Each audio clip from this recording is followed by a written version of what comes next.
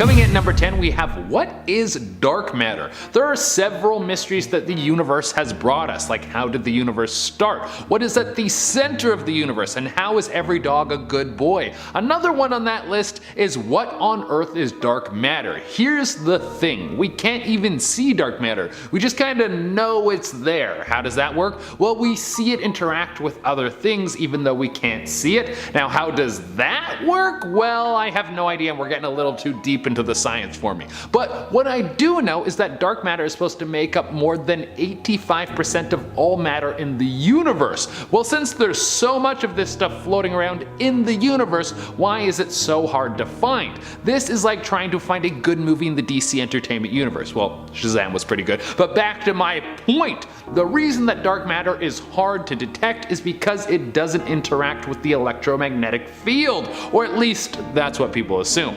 Coming in at number 9, we have Kryptos. So I will admit there is one person who can solve this mystery, but if they did, it would kinda take the fun out of it. Kryptos is one of the most famous codes in the world. It's a massive art piece that was created back in 1988 by artist Jim Sanborn. It looks like a giant scroll, and on it are 4 sections that have massive cryptograph puzzles on them. 3 out of the 4 riddles have been solved, but the 4th has yet to be cracked. There have been a few hints given by Jim himself. He said that the answer from the other 3 passages have clues as to what the answer is for the 4th. Also, he has revealed some of the words as Berlin, clock, and northeast, and still, people haven't been able to get to the bottom of what this thing means. I mean, come on guys, the dude's giving you full words. I'm sure he'll lay it all out before he dies or has the answer written down somewhere in case he passes in an accident, but unless he tells the world or some genius is able to break it down, we may never know what it means.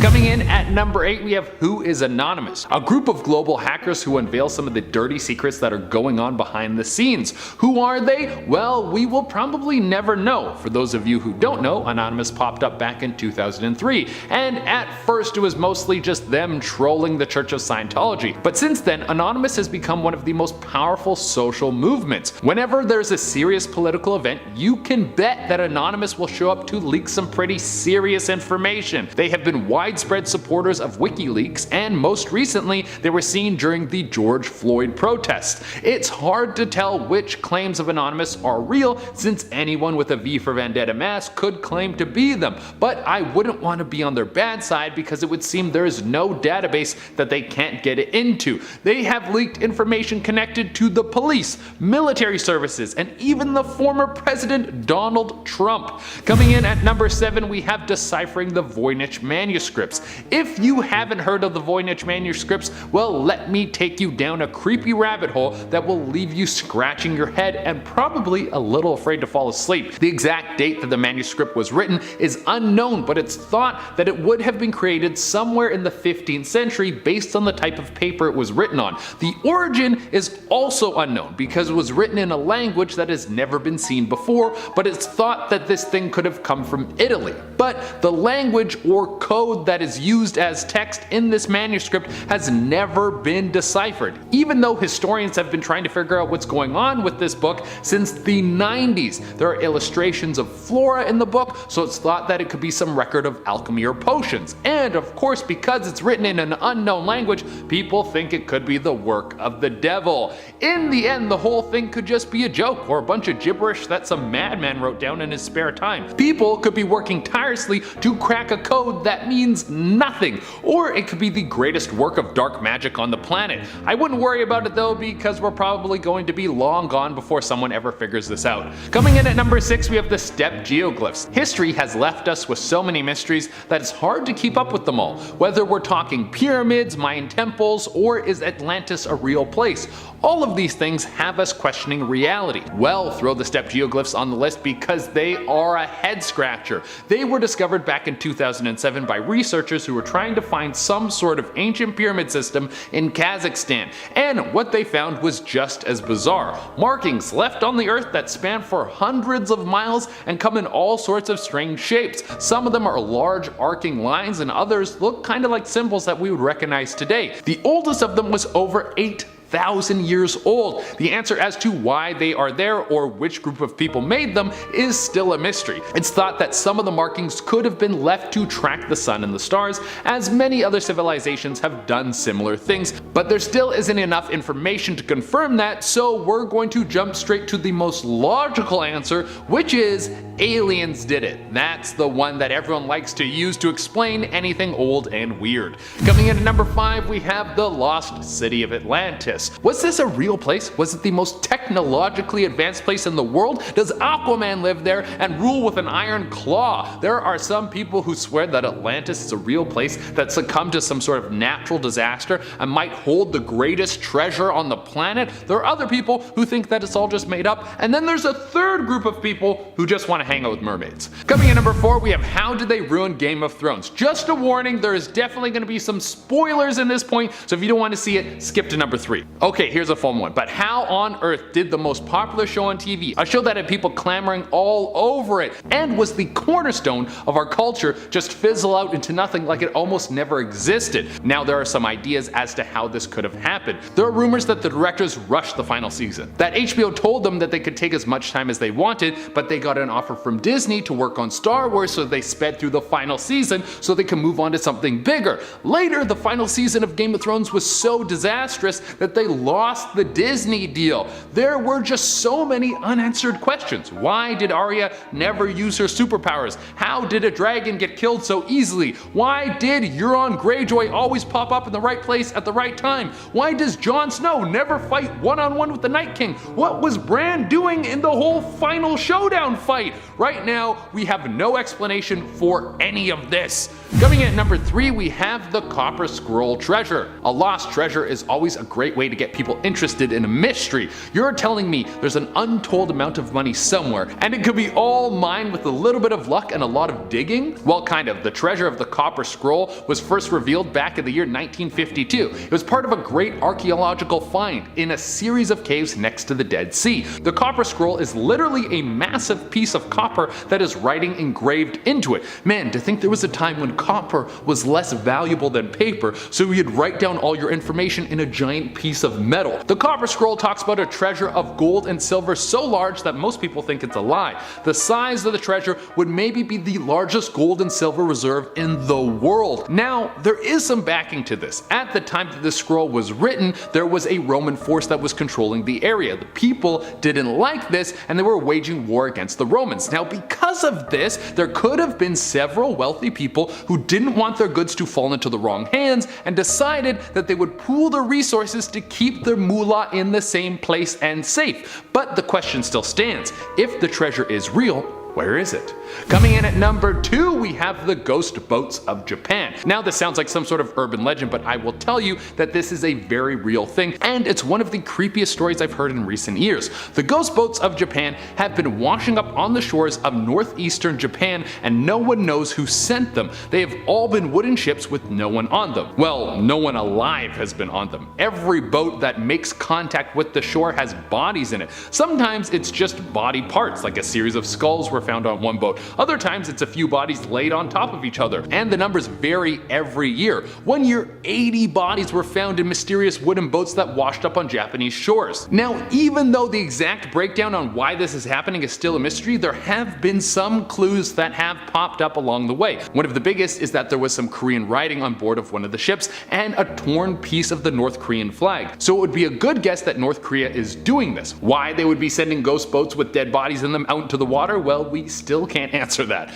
And coming at the number 1 spot, we have, is Jesus real? For the amount of people who pray to this dude and call him the Son of God, there is zero evidence that he actually walked the earth. Obviously, there's a lot of people who think that he did, but there's also a lot of people who think the Browns are going to win the Super Bowl every year. There are several things about Jesus being real that have been disproven. There were people trying to say that they discovered the house that Jesus grew up in, but carbon dating disproved that, as the time frames didn't add add up. The house was constructed way after Jesus' time. There are a lot of people that think the teachings of Jesus aren't from a real person, but were put down on paper as a way to guide people to be kind to one another. Similar to the way that tales from pretty much every other culture in the world were not real, but are highlighted as a lesson. There's also a very interesting documentary about a man who was researching all of the scriptures about Jesus, and he thinks that the symbol for Jesus in the Bible was actually a symbol for mushrooms, like magic mushrooms, saying that taking mushrooms was the key to enlightenment and a religious experience. That I can get behind. Starting us off at number 10 are Dewey's old favorite, dolls.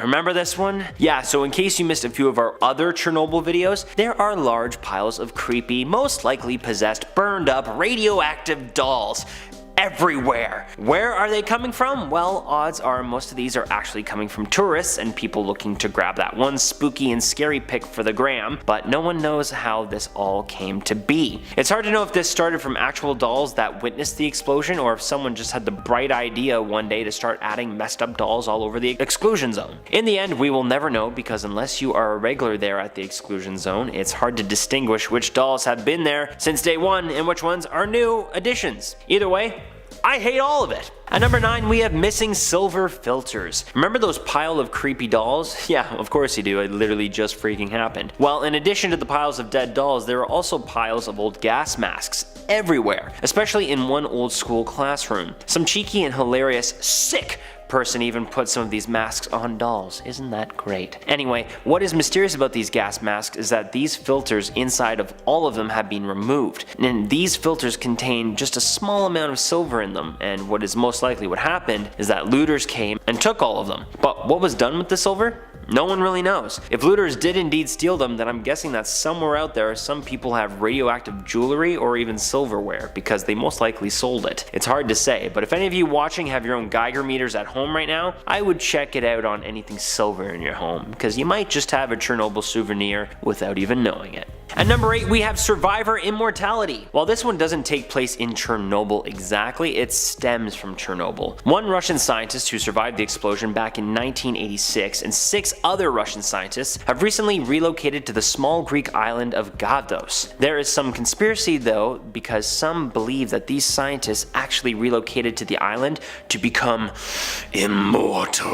Gavdos has 50 residents in total on the island, and it is believed to have mythical healing powers that make its residents immortal. Reporters from Vice interviewed a filmmaker who was making a documentary on the island and found out that the scientists work on various inventions from inside the local compound. They also have 7 acres of land that was given to them by a priest. Some think these Russian scientists are spies, while others believe they moved out there to not only become immortal themselves, but also clear them of all the radiation using the mystical powers of the island. They are apparently also building a temple named the Temple of Apollo. I think these guys were a little too close to the blast, if you know what I mean. At number 7, we have the random examination chair. Out in the middle of a wooded area in the exclusion zone is a random gynecologist's chair. How the hell did it get there?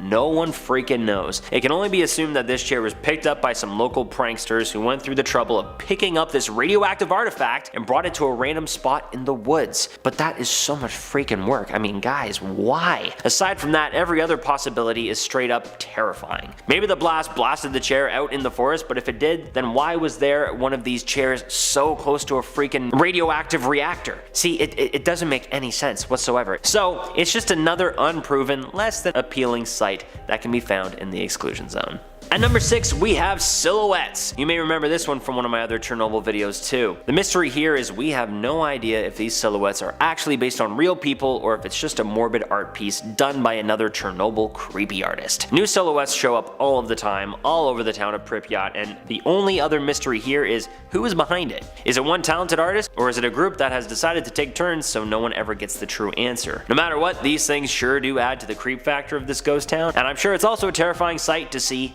at night. Coming in at our halfway point at number 5, we have a Chernobyl cover-up. In a documentary titled The Russian Woodpecker, Fyodor Alexandrovich explains a conspiracy theory that the Chernobyl blast was actually orchestrated to cover up the failure of the Russian woodpecker. Now, it wasn't a Russian bird or the Russian version of Woody the Woodpecker. The Russian woodpecker was actually an array radar that was meant to detect missiles before they were launched. The device was named after its woodpecker-like sound it would make during its operation. It cost 7 billion rubles and unfortunately did not work. It is suspected that it didn't work because of the northern lights messing with its signals, but it can't be for certain. So instead of suffering this terrible embarrassment, the Chernobyl plant that was known for its instability blew up, distracting everyone from the failure of the woodpecker. It's hard to say how likely all of this is, but when shooting the woodpecker documentary, apparently some pretty weird stuff happened to the documentary crew, such as visits from secret police services, as well as even one crew member being shot by a hidden sniper during the Euromaidan protests. Whatever the truth is here, it sounds like they were putting their nose where it wasn't wanted. At number 4, we have no containment building. Back in 1986, when the Chernobyl explosion actually happened, there was quite mysteriously no containment building that surrounded the reactors. Usually there are containment structures around radioactive places like the reactors located in Chernobyl. They are gas-tight structures that are usually made of steel reinforced concrete, so it can confine fission products that could release into the atmosphere during an accident if one were to happen. Sure enough, we all know that one happened here, and interestingly enough, it was not prepared for an accident that dangerous. According to author Richard Mueller of the book Physics for Future Presidents: The Science Behind the Headlines, if there would have been a containment unit around the reactors, Mueller believes that there would have been virtually no deaths.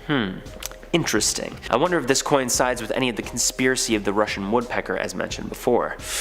Maybe. Starting us off in our top 3, at number 3 we have alien saviors. In this case they quite literally came in peace. An eyewitness by the name of Mikhail Varitsky claimed to have seen a large fireball of light hovering above the reactor on the night of the explosion. Later on September 16th in 1989, apparently there was another huge radiation leak, and it is reported that this same ball of light was seen in the exact same spot once again. Many believe it to be aliens that were actually protecting us from the radioactive blast. Some claim that the blast was nowhere near as big as what it could have been, and that these aliens actually helped absorb and clean up whatever extra radiation that they could to save us. You know me, I'm all about the alien theories, but I'm not sure about this one. I will say, many say similar events happened during the Fukushima accident as well. Oh well, aliens, if you are listening to me right now and you did help us, thank you. Now, show yourself. At number 2, we had the Blackbird of Chernobyl. In April of 1986, right before the explosion in July, many reported seeing a large creature that looked like a blackbird flying around Chernobyl. This creature was large with red glowing eyes and was compared to America's legend, the Mothman. Why? What's so similar between a large Mothman and a large blackbird? Well, both of these creatures had large glowing red eyes, as well as both showed up right before major events. The Mothman appeared and was spotted right before the Silver Bridge collapse in Point Pleasant, West Virginia in 1967, which reportedly killed 46 people. Some survivors of the Chernobyl blast reported seeing this giant scary creature fly away from the reactor after the blast. Many believe that this bird was a paranormal entity that was a harbinger of terrible things to come. Others believe it was just a large stork. I don't know what to believe here, but the idea of a giant paranormal creature that is similar to the one that was seen in the US 20 years before gives me goosebumps in the best way possible.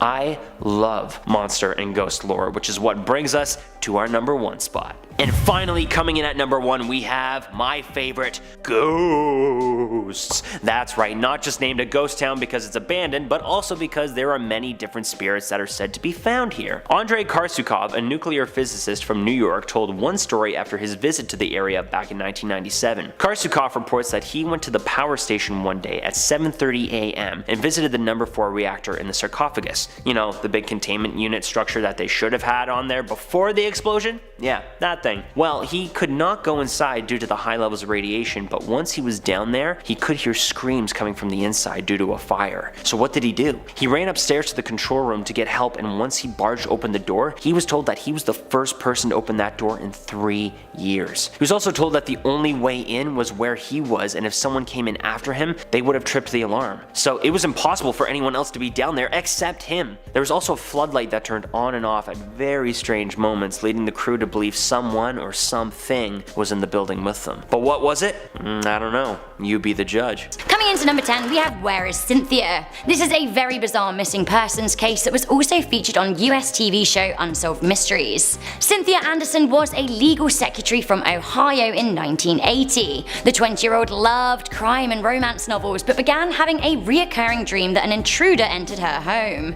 She told her mother about it, but she didn't think too much of it until she started receiving weird phone calls at work. Her employers even went as far as to have an emergency buzzer installed on her desk. On the morning of August 4th, 1981, she wasn't at work, but her car was in the car park.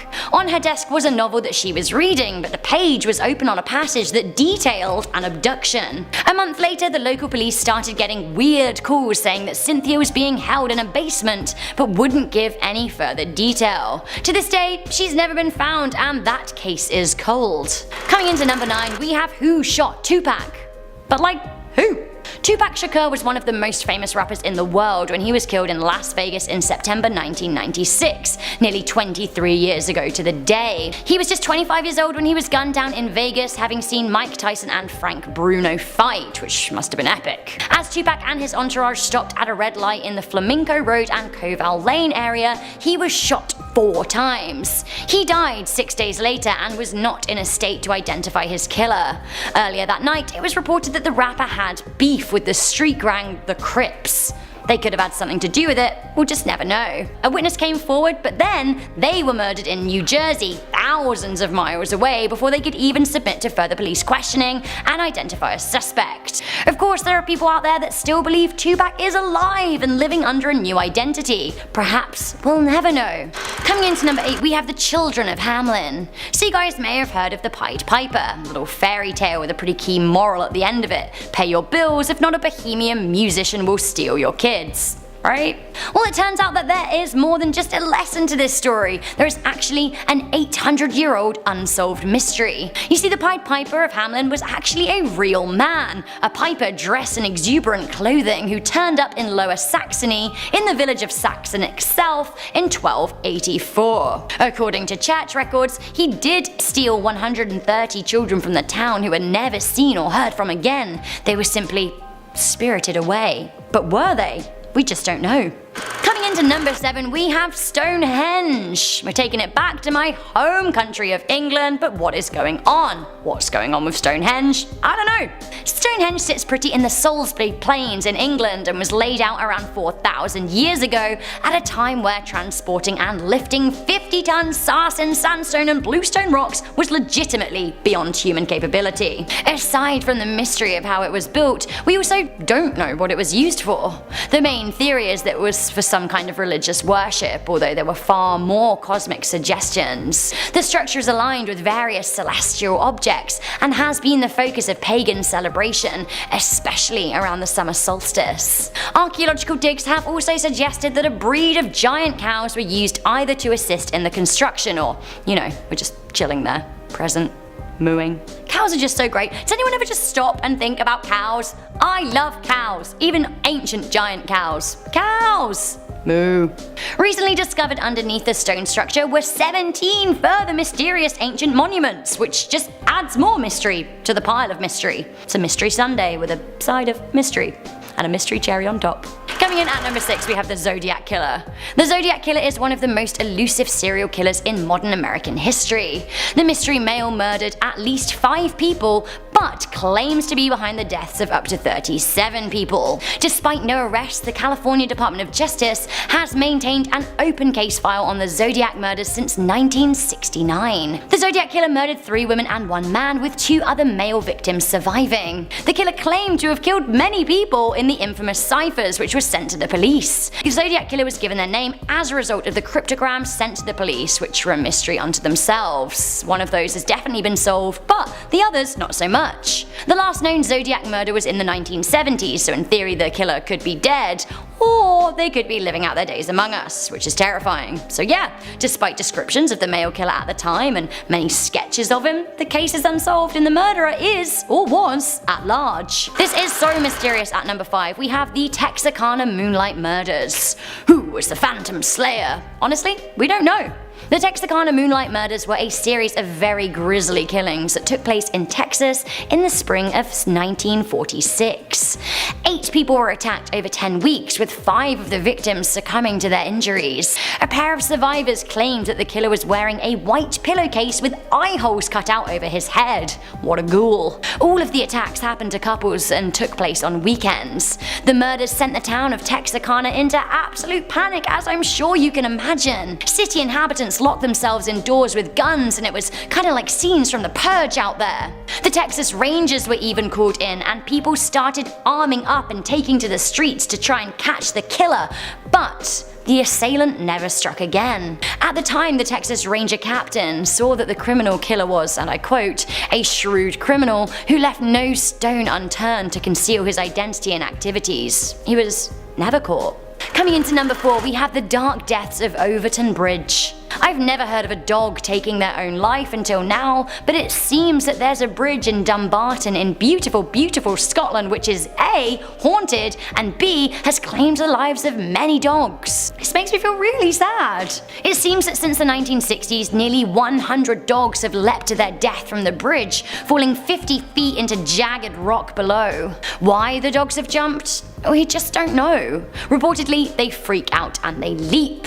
The Scottish Society for the Prevention of Cruelty to Animals has sent teams to investigate, but nobody has yet solved the mystery. While the dog deaths are the main issue, it seems that a man inexplicably threw his baby from the bridge in 1994. Now dogs are firmly required to be on leashes. Coming into number 3, we have the Phoenix Lights. What was going on in the skies of Arizona, Nevada, and Sonora? In 1997, thousands of people saw what they thought were UFOs in the sky between 7:30 and 10 p.m. at night. Thousands of people reported triangular formations of lights passing over the southern states and in North Mexico. A sizable number of people also reported actually seeing a UFO. One witness, who didn't want to be named, which I kind of understand, said, "It was totally silent. I've never seen anything close to the colors from the exhaust that propelled that thing. It was as big as downtown Prescott and completely blocked out the stars." Now, the shared phenomenon actually had a lot of credible witnesses, including the Arizona governor Fife Symington. While the original event happened 22 years ago, possible reoccurrences have happened in 2007 and 2008. Coming into number 2, we have the case of D.B. Cooper. On November the 24th, 1971, the eve of Thanksgiving, a man using the name Dan Cooper successfully hijacked a Boeing 727 plane in the airspace between Portland and Seattle. The man boarded the plane as a passenger and ordered a bourbon and soda. After takeoff, he handed a note to a flight attendant, but she didn't read it, assuming it was his phone number. Creepy. He then leant over to her and said, "Miss, you'd better look at that note. I have a bomb." Not what you want to hear. Long story short, he demanded and successfully extorted $200,000 in ransom, over $1 million in today's currency. He then parachuted out of the plane, jettisoned, gone. Nobody knew whether he landed alive or where he was at all. There was an extensive manhunt from the FBI, but the man's real identity has never been solved. Numerous theories were circulated. The serial number on the cash he stole were also released and searched for, but again, no trace was found.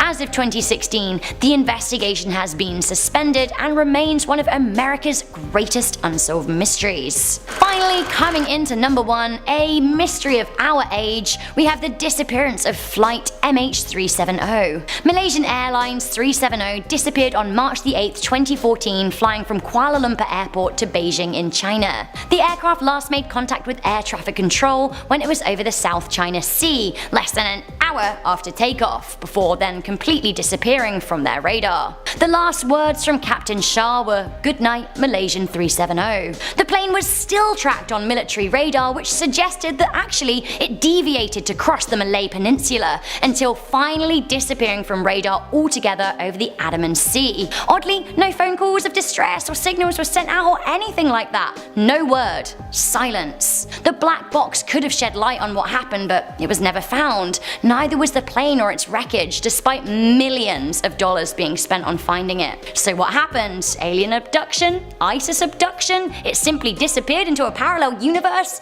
We just don't know. Do you guys have any answers to these mysteries? And again, don't forget to let me know what the weirdest thing that's ever happened to you is. Number 10. Wooden structures. Santa Fe National Forest in New Mexico has bizarre wooden structures all throughout the forest. No one knows who made them or why. The structures range in size but have all been constructed out of fallen trees and limbs, with some reaching over 20 feet tall and dozens of diameter. They don't seem to have a pattern as to their locations, they simply appear. They do have a few things in common though. They resemble teepees, though no one can actually live inside them. Forage rangers will find anyone they catch making them, as they pose a fire risk, but they've never actually caught anyone. The Forest Service has no idea who's building them or why, but their response so far has been to dismantle any that are found. The destruction of these mystery structures is to eliminate the forest fire threat that they create. National Forest spokesperson Julie Ann Overton says whatever the structures are for, they are dangerous for the park and its visitors. They may have as many as 1,000 pieces of wood in them. The wood is seasoned and dry, and the design is similar to a classic kindling pyramid but on a much larger scale. And to exacerbate the obvious fire danger, people appear to be using fire rings inside many of these structures. The Santa Fe National Park Service has issued a press release asking for any information about the mystery structures. According to the release, these structures are prohibited under federal law, and violators could face a fine up to $5,000 and possible imprisonment for up to 6 months. Now, does this have to do with a cult or Bigfoot? No one knows. Number 9. Bessie and Glenn Hyde. In 1928, Bessie and Glenn Hyde were honeymooning in northern Arizona at the Grand Canyon when they vanished. They were traveling down the Colorado River by boat in October and planned to boat through the Grand Canyon. Glenn had run tough rivers before, but Bessie was new at it. The couple ran across other boaters a few weeks before their disappearance who said they got the feeling that Bessie wanted to turn back, but Glenn was pushing her on. It was said if they completed the trip successfully, they would go on a paid lecture tour. So the trip was more than just fun, there was money at stake. Cut to several months later, the Hyde's boat was discovered that winter, seemingly undisturbed. It was upright and full of supplies, but the couple was gone. Now there are many theories about what happened to the Hydes. Did they disembark and try a too difficult side hike? Did they have an argument that turned violent, or were they abducted? There are conflicting reports on what happened to the Hydes, and there have been more than one Bessie Hyde sighting in the years that followed. Number 8. Devil's Den. This name just sounds creepy. Devil's Den is a state park situated in Arkansas, but it's part of the larger Ozark National Park that surrounds it. Unexplained disappearances have been happening here for years, and in the 1940s, a girl named Catherine Vast Alst went missing while camping at the park with her family. She was barefoot and wearing only her swimsuit when she disappeared. Searches were conducted high and low for the missing girl, but it wasn't until 6 days later that she was found. The catch, she was still barefoot, still in her swimsuit, and totally unharmed. She'd also traveled over 30 miles and climbed 600 feet without getting a scratch on her. She wasn't even scared. No one, including her, has ever been able to explain it. Number 7. UFO sightings. Yosemite National Park in California has been the site of UFO reports for years. Visitors see strange lights and disc-shaped orbs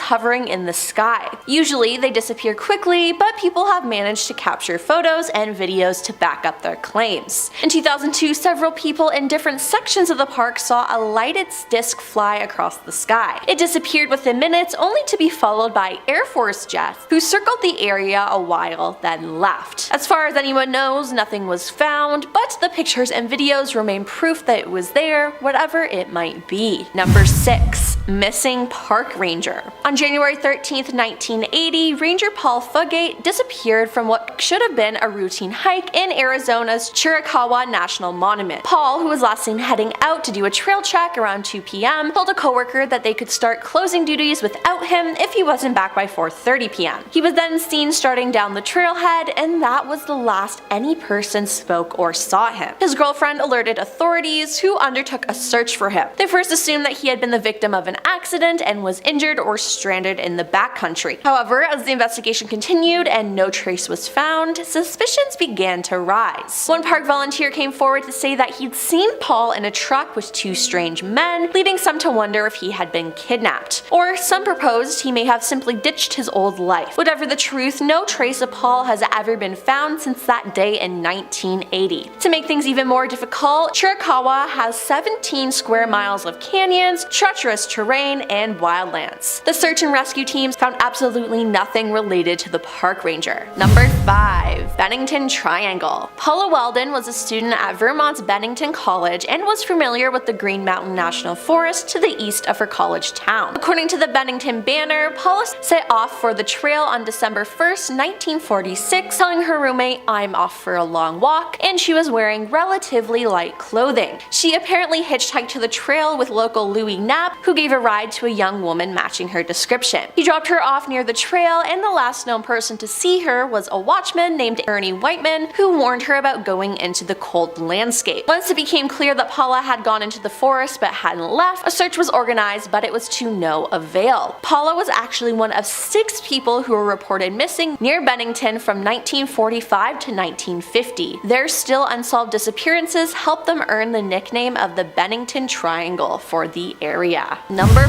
4. Mishandling of cases. David Gonzalez went camping with his family in San Bernardino National Forest. At one point, he asked his mother if he could go get some cookies from the family car. 40 minutes passed, and his mother realized that David never returned and that the cookies he wanted to grab were still inside the car. He was never found alive again. His death is viewed as one of the strangest disappearances in national parks. A week later, his badly decomposed body was found only a mile away from where he went missing. This area was already combed days prior, so this means that he must have been dropped there by someone or something. An autopsy revealed no trauma and no overt injury. He was just dead, without any reason or clue as to why. This is already baffling, especially considering the power of forensics and the skill of investigators, but what makes the case of David so strange is not his disappearance alone, it's the way the local authorities and investigators seem to handle the case. The officials claim that David was dragged off by a mountain lion, despite no injuries that would suggest that being his fate. No one nearby heard David scream either. David's parents have gone on record to say they don't believe David got dragged off by a cougar, they believe he was kidnapped, and that he still may be alive somewhere and that the body wasn't his. Some believe that authorities know more than what they're saying. Are they covering up something that we don't know about? What are they hiding from us? Number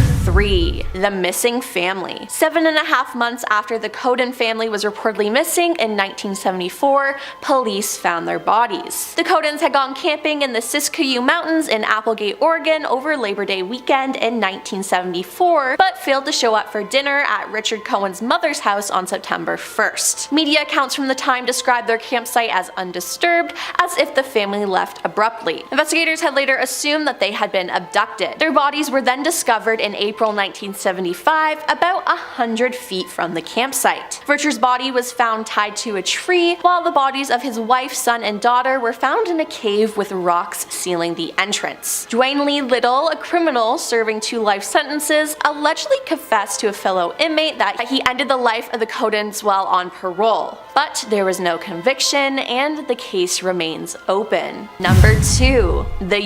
The Yucca Man. Few people can confidently tell you what exactly is the nature of being popularly known as the Yucca Man. Spotted around California's Joshua Tree National Park, Yucca Man has been variously interpreted as an unknown but real cryptid. Longreads notes that many reports of the Yucca Man began to arise in the 1970s when more and more people were settling the area with housing developments and exploring the park through hiking and camping. People report that the creature is often announced by its gut-wrenching body odor, while others have spotted its massive hulk amongst the brush or seen huge footprints in the soil. Many agree that it's covered in hair and often sports glowing red eyes. Even military personnel at nearby Edwards Air Force Base have encountered a very similar creature nicknamed Blue Eyes. Whatever the creature is, it sounds terrifying to me. And coming in at number 1 is cave systems. Dennis Martin was on a camping trip near the Tennessee-North Carolina state line with his family in the summer of 1969. It was an annual Father's Day tradition. They headed to Smoky Mountain National Park to camp and hike. Now Dennis and his brothers had planned a prank. They were going to hide separately in the bush and jump out on different sides of the campsite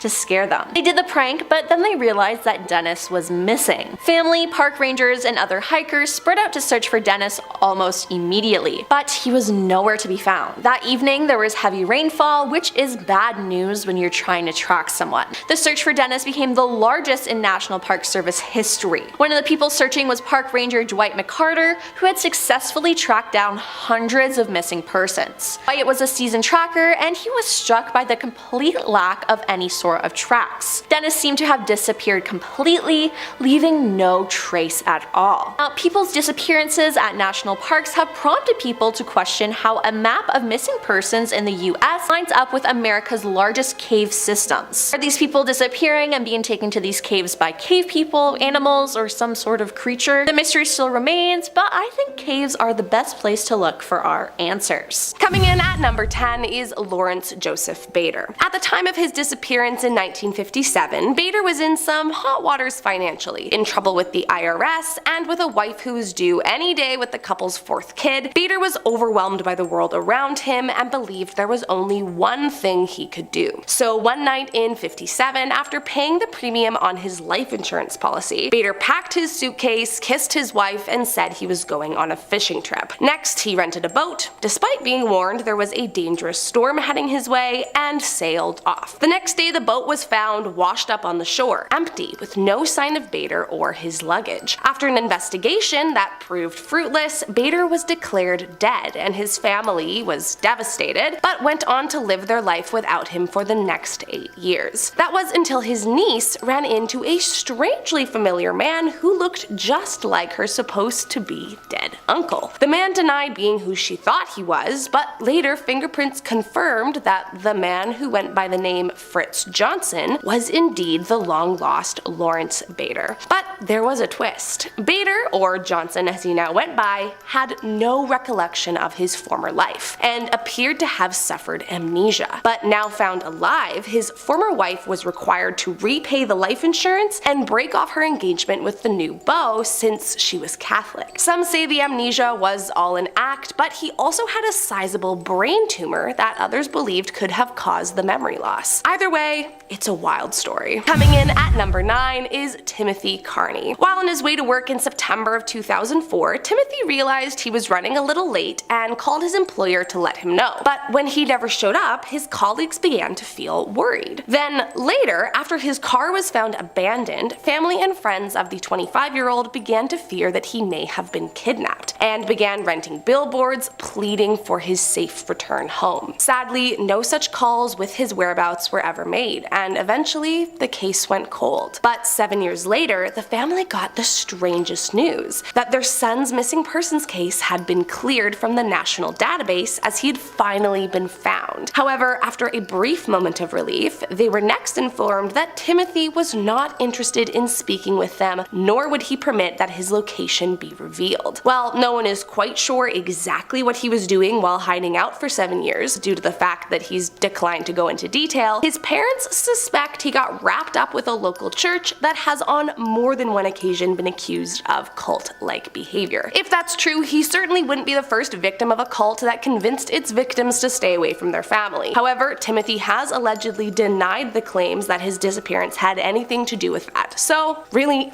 who knows what the hell happened. Coming in at number 8, Lula Gillespie Miller. Soon after bringing her third little one into the world in 1974, Lula mysteriously signed her kids into her parents' custody, left her home, and walked off without a trace. Soon after she disappeared, her parents filed a missing persons report. Then about a year later, in 1975, the family received a letter from Lula, and although relieved that she was alive, that was the last they heard from her for years. For the next 41 years, still considered a missing person by authorities, Lula stayed silent, away from her family and living her life. She never committed any crimes while in hiding, nor was she running away away from any that anyone knew of, and so the great mystery of why a woman ran away from her life remained a mystery. Of course, there were many investigations over the 41 years that looked into her disappearance, some believing she had taken her own life, others believing she was kidnapped, until finally in 2016, authorities tracked her down in a small town in South Texas, where she had apparently been living since the 90s under an assumed name. Once found, Lula declined to give any explanation about her disappearance from her life in Indiana, but did grant her contact information to be given to her family so that they could reach out if they wanted to. Coming in at number 7 is Denise Bolser. When Denise Bolser's husband came home on January 17th, 1985, he was horrified to find a threatening note that read, "We've got your wife," and immediately contacted the authorities so that they could start the investigation. A few days later, police discovered her husband's pickup truck abandoned at the airport with Denise's social security, birth certificate, and credit cards all inside. But things took a turn a few months later when a courier service where she worked as a bookkeeper accused her of embezzling nearly $100,000. And by 1986, police were able to charge her with the crimes in absentia, now putting together the puzzle pieces of this strange case. However, in one last twist, the embezzlement charges against her were dropped, leaving everyone just as confused as they were at the beginning. Fast forward 16 years, and a PI named Shirley Casey discovered that runaway Denise was hiding out in Florida under the name Denise James. And when authorities went to confirm the lead, they found out that Denise had started a whole new family that were completely unaware of her sordid past. Denise claims she ran away after her ex-boss threatened her life, drove her husband's truck to the airport, and never looked back. Coming in at number 6 is Michelle Whitaker.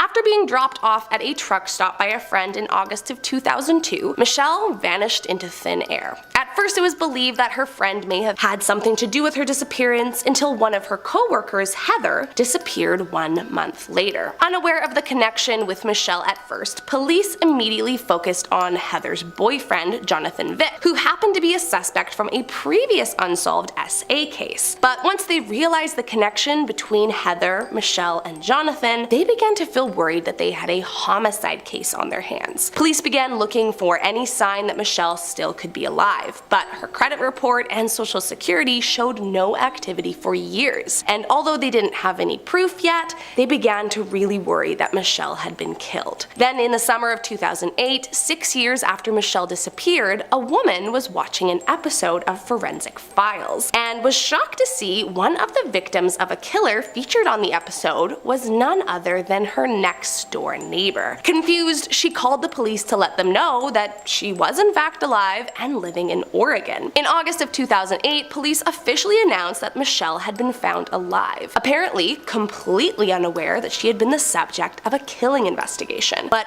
why did she run away? Apparently, at the time she went missing, Michelle had recently been arrested for a DUI and was mistakenly released early from jail, so she ran away to start a new life. Coming in at number 5 is Cynthia Ann Parker. By the early 1800s, European colonization was resulting in major population drop in indigenous villages. As a result, some territories resorted to kidnapping as a way to increase their numbers. One of the most famous was on May 19th, 1836, during the Fort Parker Massacre, when 9-year-old Cynthia Ann Parker was taken from her Texas farm and brought to live amongst the Comanche. Now, as far as the Texans were concerned, Parker was missing for 20 years, and they continued to search for her at her father's request, but little to their knowledge, Cynthia had actually become completely assimilated among the village. When first brought in, she was adopted by a couple who raised her as their own, and eventually she married the chief, Petacuna, with whom she had 3 children. It is believed that Cynthia would have stayed with the Comanche until her dying days. However, in 1860, the Texas Rangers finally tracked her down, and believing that they were rescuing her, raided the village, killed her husband along with many other civilians, and brought Cynthia and her daughter back to her childhood home. Her reunion with her white family was not the storybook her father expected. She was angry that she was forced to leave behind her 2 sons, and never really assimilated back into white civilization. Banned from ever returning to the Comanche, Cynthia was forced to live the rest of her life under the supervision of her brother and uncle. Then, after her daughter died from pneumonia in 1864, with nothing else to live for, Cynthia slipped into a deep depression, eventually refusing to eat or drink until she died in 1871. Coming in at number 4 is Petra Pazitska. The year was 1984 when 24-year-old Petra went to the dentist and never returned home. As is often the case with disappearance of young women, police immediately feared and suspected that she had been killed, so a massive search for the college student began. For a while after her mysterious disappearance, Petra's case was featured on a true crime show, and then in 1987, a suspect for her homicide was found, or so they thought. The man, identified as Gunter K., confessed to police that he killed Petra,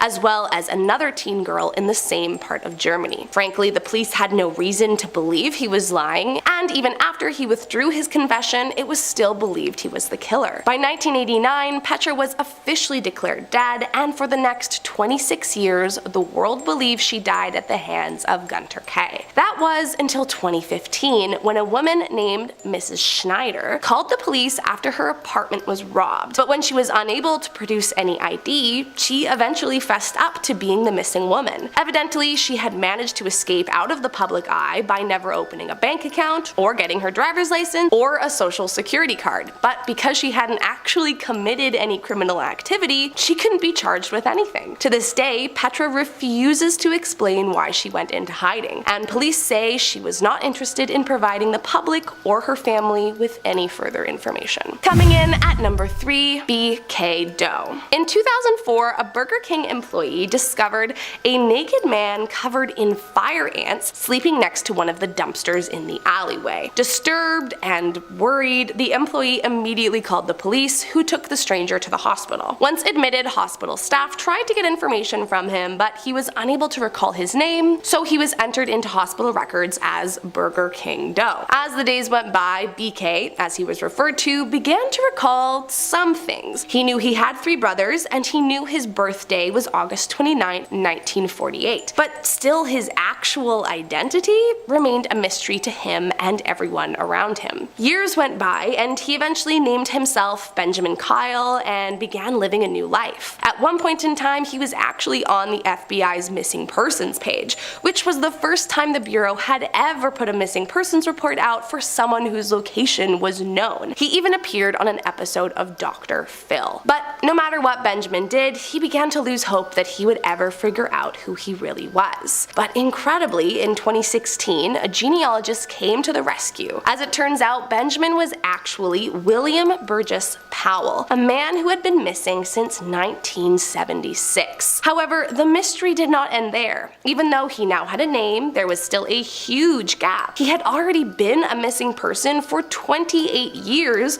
before he was found by the Burger King dumpster, and there was no record to show where he was all those years or why he disappeared in the first place. Coming in at number 2, Carlos Sanchez Ortiz. After receiving his medical degree in 1996, promising young Dr. Carlos, who secretly suffered severe depression, decided he'd had enough of the chaotic world around him and wandered off into the woods without any warning. But after a 14-year-long search by the Spanish authorities left them without answers, the case pretty much went cold, and Carlos was officially declared dead in 2010. So imagine how the 2 mushroom pickers that were foraging a national park off the coast of Tuscany felt when they ran into him. Despite being missing for nearly 20 years and considered legally dead for 5, Carlos was in fact very much alive. He was just living his own life in solitude as far away from civilization as possible. Nervous that he might be dangerous, the hikers ran away to get a ranger and brought him back to the site. The ranger asked a few questions about who he was, to which Carlos showed an expired passport. However, Carlos was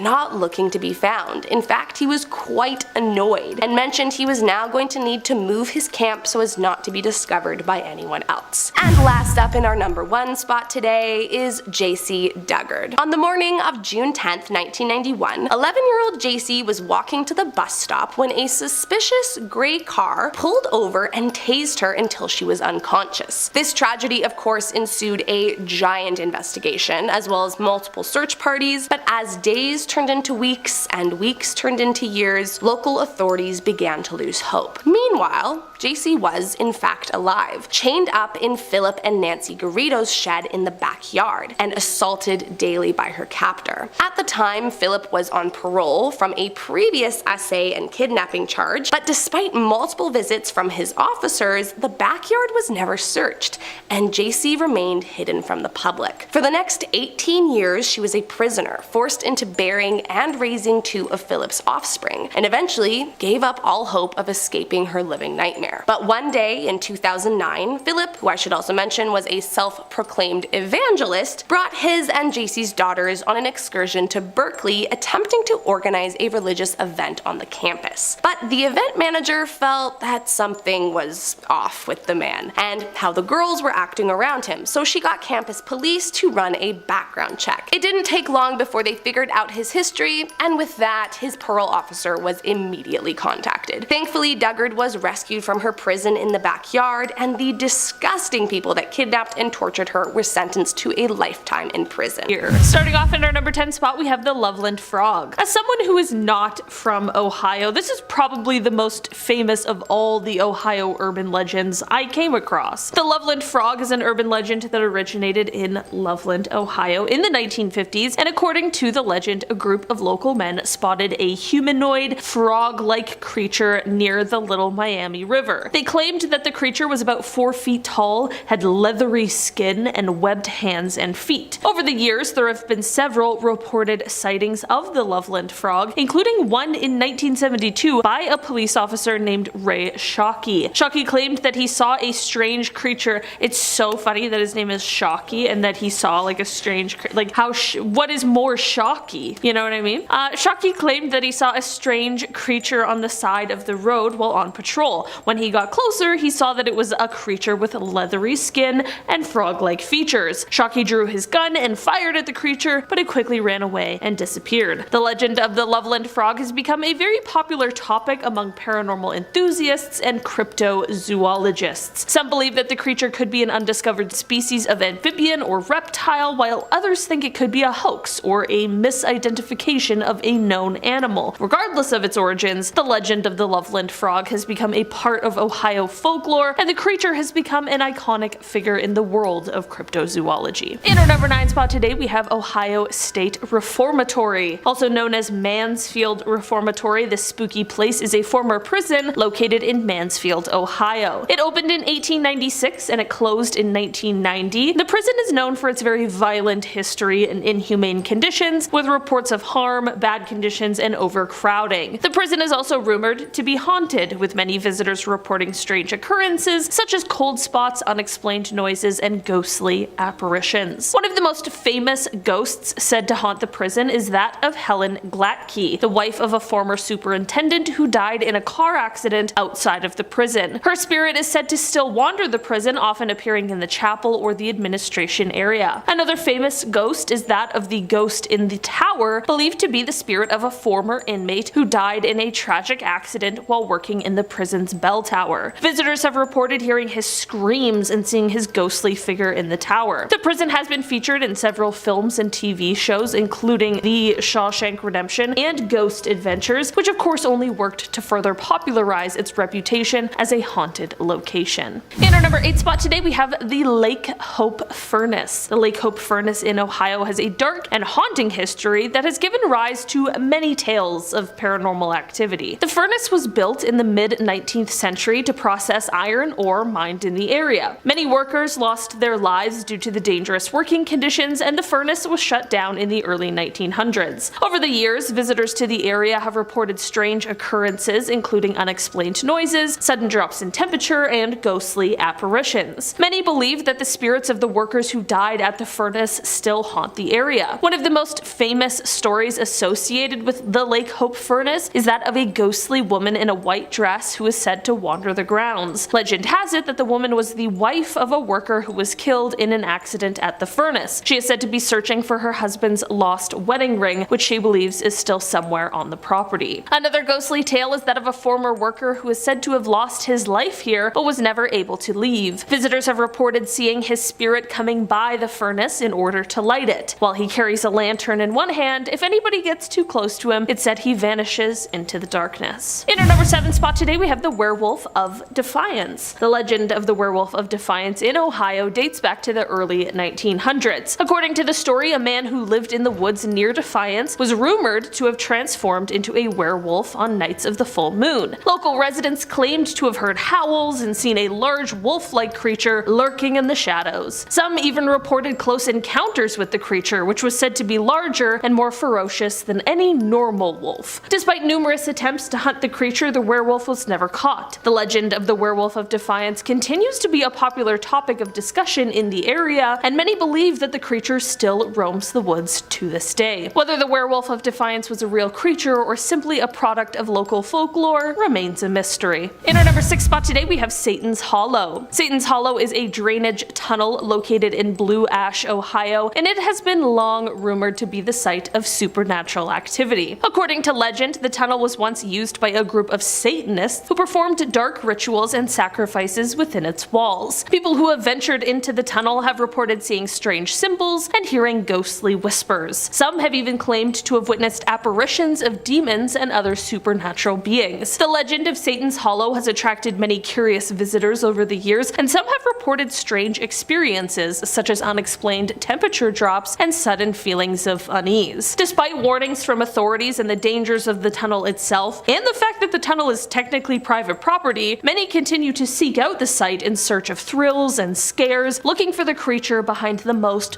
haunting tale of all, the Shadow Man. In our number 5 spot today, we have the Ridges. Athens Lunatic Asylum, also known as the Ridges, is a former mental institution located near Ohio University in Athens, Ohio. It has a long history of ghostly tales and supernatural occurrences. According to legend, the asylum was a site of brutal treatments and patient mistreatment, leading to the creation of restless spirits haunting the halls. There have been reports of shadowy figures, disembodied voices, and inexplicable noises, leading many to believe that the spirits of former patients still linger within the abandoned building. One of the most famous stories is that of Margaret Schilling, a patient who disappeared in 1978 and was found later dead in a hidden attic room. Her decomposing body left a stain on the floor that is said to be impossible to remove. The asylum has become a popular destination for paranormal investigators and thrill seekers, with many claiming to have had chilling experiences while exploring the abandoned institution. Despite its dark history and eerie reputation, the Athens Lunatic Asylum remains an important reminder of the past and the need for compassionate and ethical treatment of those suffering from mental illness. In our number 4 spot today, we have Eugene. This is less of a creepypasta and more of an enduring mystery, and it all starts with a John Doe story. In 1929, the body of an older male appeared on the side of the road in Ohio. No one was ever able to identify who the man was, no one knew where he came from, or really had anything to go on. The only possible clue he had on him was an address, but it just led to a vacant lot. The closest neighbor to the address was named Eugene, so they decided to call this unidentified man Eugene as well. This is where a bit of a twist comes in. Instead of burying him, they decided to keep Eugene on display as a roadside attraction. Truly wish I was making that up, because first of all, Eugene deserves better than that, but also, who wants to see a dead body as a tourist attraction? For 35 years, Eugene was put on display until he was finally laid to rest. This is what has led his tombstone to read, Eugene, found dead in 1929, buried in 1964. To this day, we still don't quite know who Eugene was, where he came from, or what his story truly was. In our number 3 spot today, we have Beaver Creek. Beaver Creek State Park in Ohio is a popular destination for outdoor enthusiasts, but it is also the home to a very spooky urban legend. The park is said to be haunted by the ghost of a woman who drowned in the creek many years ago. According to the legend, the woman's body was never found, and her ghost now wanders the park searching for her lost family. There are also reports of strange noises and ghostly apparitions in and around the park's historic buildings, such as the Gaston's Mill and the log cabins. Some visitors have reported feeling a sense of unease or being watched while exploring the park, particularly at night. Another one of the most well-known ghost stories associated with Beaver Creek State Park is the legend of the headless motorcyclist. According to the legend, a man lost his head in a motorcycle accident on the road that runs through the park. His ghost now rides his motorcycle through the park looking for his missing head. Some visitors claim to have seen the ghostly figure on his motorcycle, while others have reported hearing the sound of a motorcycle engine revving in the distance. In our number 2 spot today, we have the Coyne Mansfield incident. What is a good old list of legends and spooky stories without a very real UFO incident, and perhaps one of the best known UFO sightings to take place in the state of Ohio. The Coyne-Mansfield helicopter incident occurred on October 18, 1973, when 4 members of the Ohio Army National Guard were flying in a helicopter over Mansfield, Ohio. Suddenly, they encountered a large metallic disc-shaped object that was hovering in the sky. The object began to move towards the helicopter, causing the crew to take evasive maneuvers. Despite their efforts, the object continued to follow them, eventually passing overhead and disappearing into the distance. The crew reported the incident to their superiors, and an investigation was launched by the military and the Federal Aviation Administration, the FAA. The incident received significant media attention, and it remains one of the most compelling UFO sightings on record. What makes this incident particularly intriguing is the credibility of the witnesses. The crew were all experienced pilots with military training, and their account of the incident was corroborated by radar data and other witnesses on the ground. Despite extensive investigations, no satisfactory explanation has ever been offered for what they saw that day. And finally, in our number 1 spot today, we have Gore Orphanage. Gore Orphanage is an abandoned building located in Vermilion, Ohio, that has long been the subject of haunting tales and urban legends. According to legend, in the early 1900s, a fire broke out in the building, killing everyone inside. The ghosts of those lost in the fire are said to haunt the surrounding woods and the building, and visitors have reported hearing the sounds of children's laughter and cries. Some versions of the legend claim that the orphanage was actually a satanic cult site where humans were sacrificed in bizarre rituals. Others claim that the place was actually just a place where real, non-magic or demonic related horrors took place. Despite the lack of evidence to support these claims, the legend of Gore Orphanage persists and has inspired numerous ghost hunters and paranormal investigators to explore the abandoned building. However, it is important to note that the building is private property and trespassing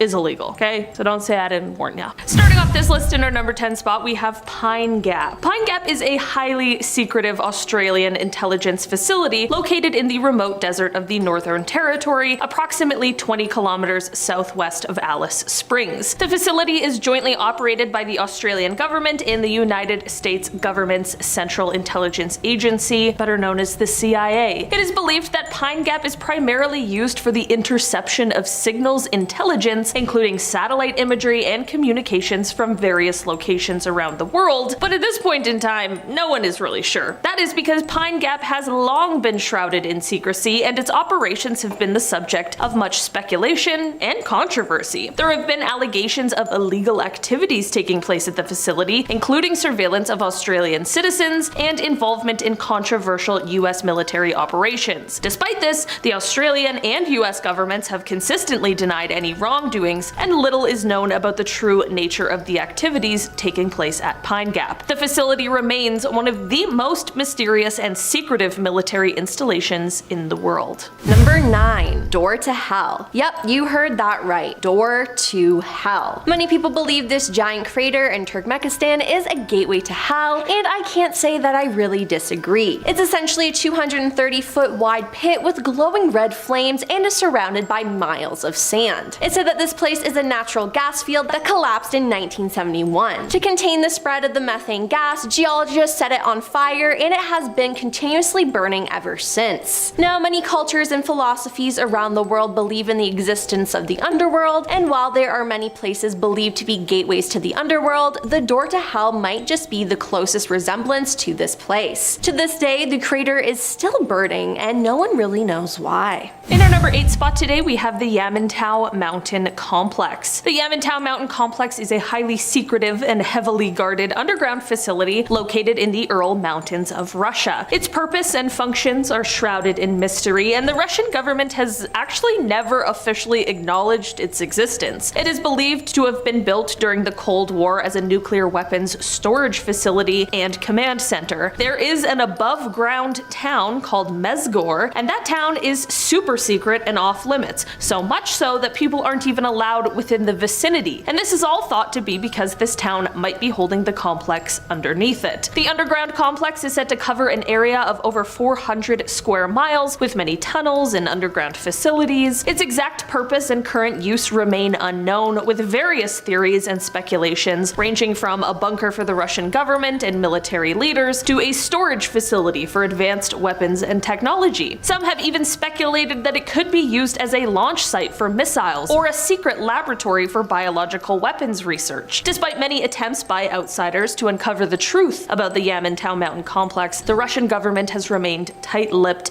and maintains strict security measures around the area. Number 7. Queen Mary. Queen Mary is a retired British ocean liner that sailed from 1936 to 1967. The city of Long Beach bought the ship to serve as a tourist attraction featuring restaurants, a museum, and a hotel, but claims were made that the ship was haunted. Apparently, there are resident spirits, including Jackie, the little girl who haunts the first-class pool, John Petter, who was crushed by a watertight door, and the cook, who was baked alive by his own kitchen staff during World War II. But arguably, the most notorious location on the ship for paranormal activity is stateroom B340. Reports claim someone was knocking on the door in the middle of the night, bathroom lights turned on by themselves, the sink faucet turning off and on its own, and unexplained bathroom doors shutting. Some guests have even reported the covers of their bed being pulled off while asleep and waking to see a dark figure standing at the foot of the bed. Now, why is it so haunted and seems to be cursed? No one really knows. But if you dare to spend a night there, I'm sure you'll run into something truly terrifying. In our number 6 spot today, we have Porton Down. Porton Down is located in Wiltshire, England. Hopefully I said that right. I never know. And it is a government research facility. This place was first created in 1916 during World War I, and it was initially built as a testing ground for chemical weapons. Since then, however, it has become one of the UK's leading research centres for defence and security. Here's where things get pretty mysterious though. The site is surrounded by high security fencing and is very strictly patrolled by armed guards. Of course, what they are doing inside of this facility is highly classified. Porton Down has been the site of several controversial incidents over the years, including the accidental exposure of military personnel to chemical agents during experiments. The facility has also been accused of testing chemical weapons on unsuspecting civilians in nearby areas. In addition, there have been allegations of unethical animal testing practices and human experiments conducted at the facility. Today, the facility continues to conduct research in areas such as disease control, but many of their operations remain a total mystery.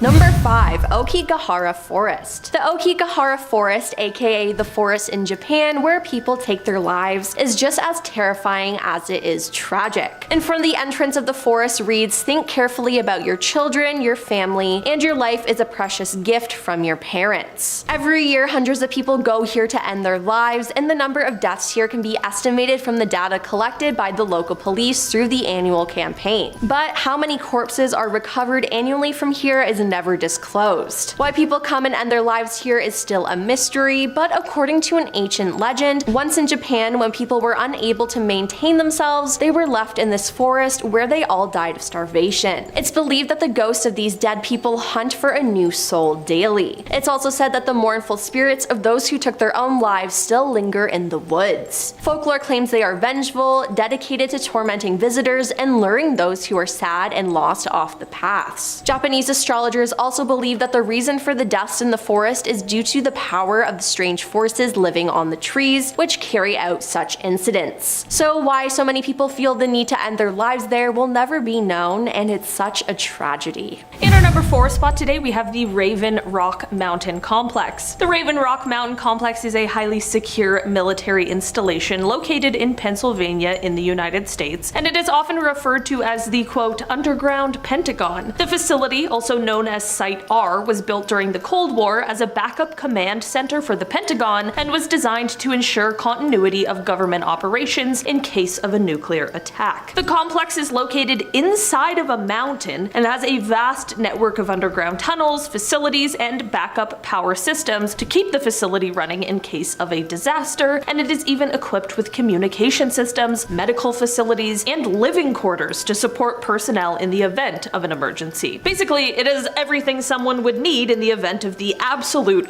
worst case scenario. Although the site was built for the tense times of the Cold War, it is still in use today, but the functions and capabilities of the site remain classified. We know it serves as a critical facility for the US government and military, and that it has been activated as recently as during the 2020 crisis. Number 3. The Alaska Triangle. You've probably heard of the Bermuda Triangle, but have you ever heard of the Alaska Triangle? Probably not, so let me tell you about it. It's a remote area infamous for alien abductions, Bigfoot sightings, paranormal phenomena, and vanishing airplanes. So yeah, the Alaska Triangle has everything the Bermuda Triangle has, but with more mountains, and it's cold. Like much of Alaska, the Triangle contains some of the most rugged, unforgiving wilderness in North America. It's an impossibly vast expanse of dense forests, craggy mountain peaks, alpine lakes, and large swaths of plain old wilderness. With all of this, it's no shock that people go missing. What is surprising, however, is the sheer number of people who go missing. Add to that the fact that many disappear without a shred of evidence, and bodies, dead or alive, are rarely found. More than 16,000 people, including airplane passengers, hikers, locals, and tourists, have disappeared within the Alaska Triangle since 1988. The rate per 1,000 people is more than twice the national missing persons average, and the rate of people who are never found is even higher. The numbers don't lie, and they imply that something else is going on here other than people merely getting lost in the mountains. So what's really going on here? Seems like no one knows, and I do not want to be the one to find out. In our number 2 spot today, we have the Dugway Proving Ground. The Dugway Proving Ground is a highly secretive and heavily guarded military installation located in the Great Salt Lake Desert of Utah in the United States. It was established in 1942, and it covers an area of 798,214 acres, making it one of the largest military testing facilities in the entire world. The facility is primarily used for the testing and development of chemical and biological weapons, as well as for research and the development of various defense technologies. The Dugway Proving Ground is surrounded by a fence, and access is heavily restricted. The facility has been the subject of much speculation and conspiracy theories, with rumors of secret experiments and cover-ups. In 1968, an accidental release of the VX nerve agent killed thousands of sheep in the nearby Skull Valley, leading to widespread concern and criticism of the facility. Despite its controversial past, however, the Dugway Proving Ground remains an essential part of the United States national security infrastructure, and its operations continue to be shrouded in secrecy. And coming in at number 1 is North Korea. Yes, North Korea as a whole is just plain terrifying as well as mysterious. Little is known about the country due to their dictator Kim Jong-un's rule. They have many secret missile bases, and they have some nuclear facilities that are a little sus to say the least. Kim is also very strict with his people, and they can't access the internet, and if they do, it can only be government approved sites. The same goes with film and TV. The citizens are also treated horribly there. There's hardly any food, and everyone is weak and hungry, and it's even been said that the streets are lined with dead bodies. They also have very strict laws that result in people being executed or sent to prison camps, which are one of the worst forms of torment. Based on the guilty by association principle, they are often imprisoned together with the whole family, including children and the elderly, and including any children born in the camp. A former guard likened the prisoners to walking skeletons, dwarfs, and cripples in rags. He estimated that about 30% of prisoners had deformities such as torn off ears, smashed eyes, crooked noses,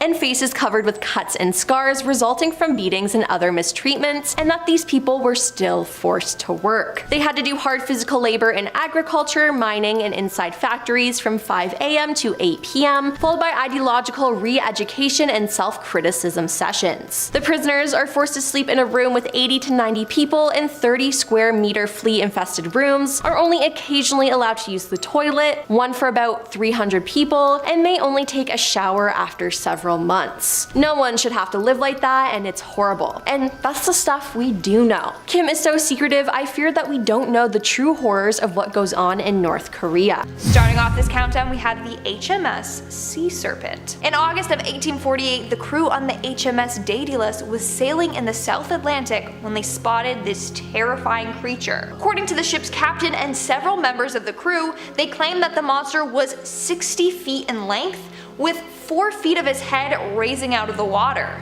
This massive sea beast lurked around the ship for 20 minutes before taking off. To this day, we don't know what it is that they saw. They described it as being a long snake with a dragon's head. Pretty weird and creepy, right? Well, they aren't the only ones who witnessed this too. It was spotted a second time by the American brig Daphne, and in fact, crew on board even shot at it. Scientists claim that maybe they just saw a whale. But come on, a bunch of experienced sailors would know the difference between a whale and something that's not a whale. And at number 9 today, we have the Mary Celeste. And if you guys are liking this video so far, make sure to give it a big thumbs up. To this day, the mysterious case of the Mary Celeste is considered one of the creepiest cases in nautical history.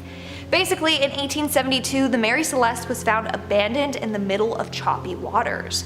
The crew was nowhere to be found. All the cargo on board remained untouched. Now, the lifeboats were missing, which makes people believe that the crew tried to get off the ship and flee. But why would they just abandon their ship like that? Well, we got a number of theories. 1, a sea monster got them. 2, a pirate takeover occurred. 3, they were abducted by aliens, or 4, they consumed bad food and they all went mad. I know, it seems wild. To make matters weirder though, the crew and lifeboats were never found. No one knows what happened aboard that ship. In our 8th spot, we have the Baltic Sea anomaly. In 2011, a group of divers went out looking for treasure in the Baltic Sea, and they came across something weird. It was a 70-meter long weird object laying 300 feet below sea level. This thing has since been named the Baltic Sea Anomaly, and no one knows what the heck it is. It's just this massive steel-looking structure shaped like a disc with some weird patterns on it. Gets weirder when the divers claim their equipment randomly stopped working when they got closer to the object. There was a massive electrical interference there. So what is this thing? Honestly, we don't know, but some people think it's a glacial deposit left from thawing glaciers. Or it's part of a UFO spacecraft, from one extreme to another. Could be either or, who knows. In our 7th spot, we have the 3 men. In 2007, 3 Australian men headed out on an expedition together. 3 days later, their ship was found drifting by itself in the middle of the ocean.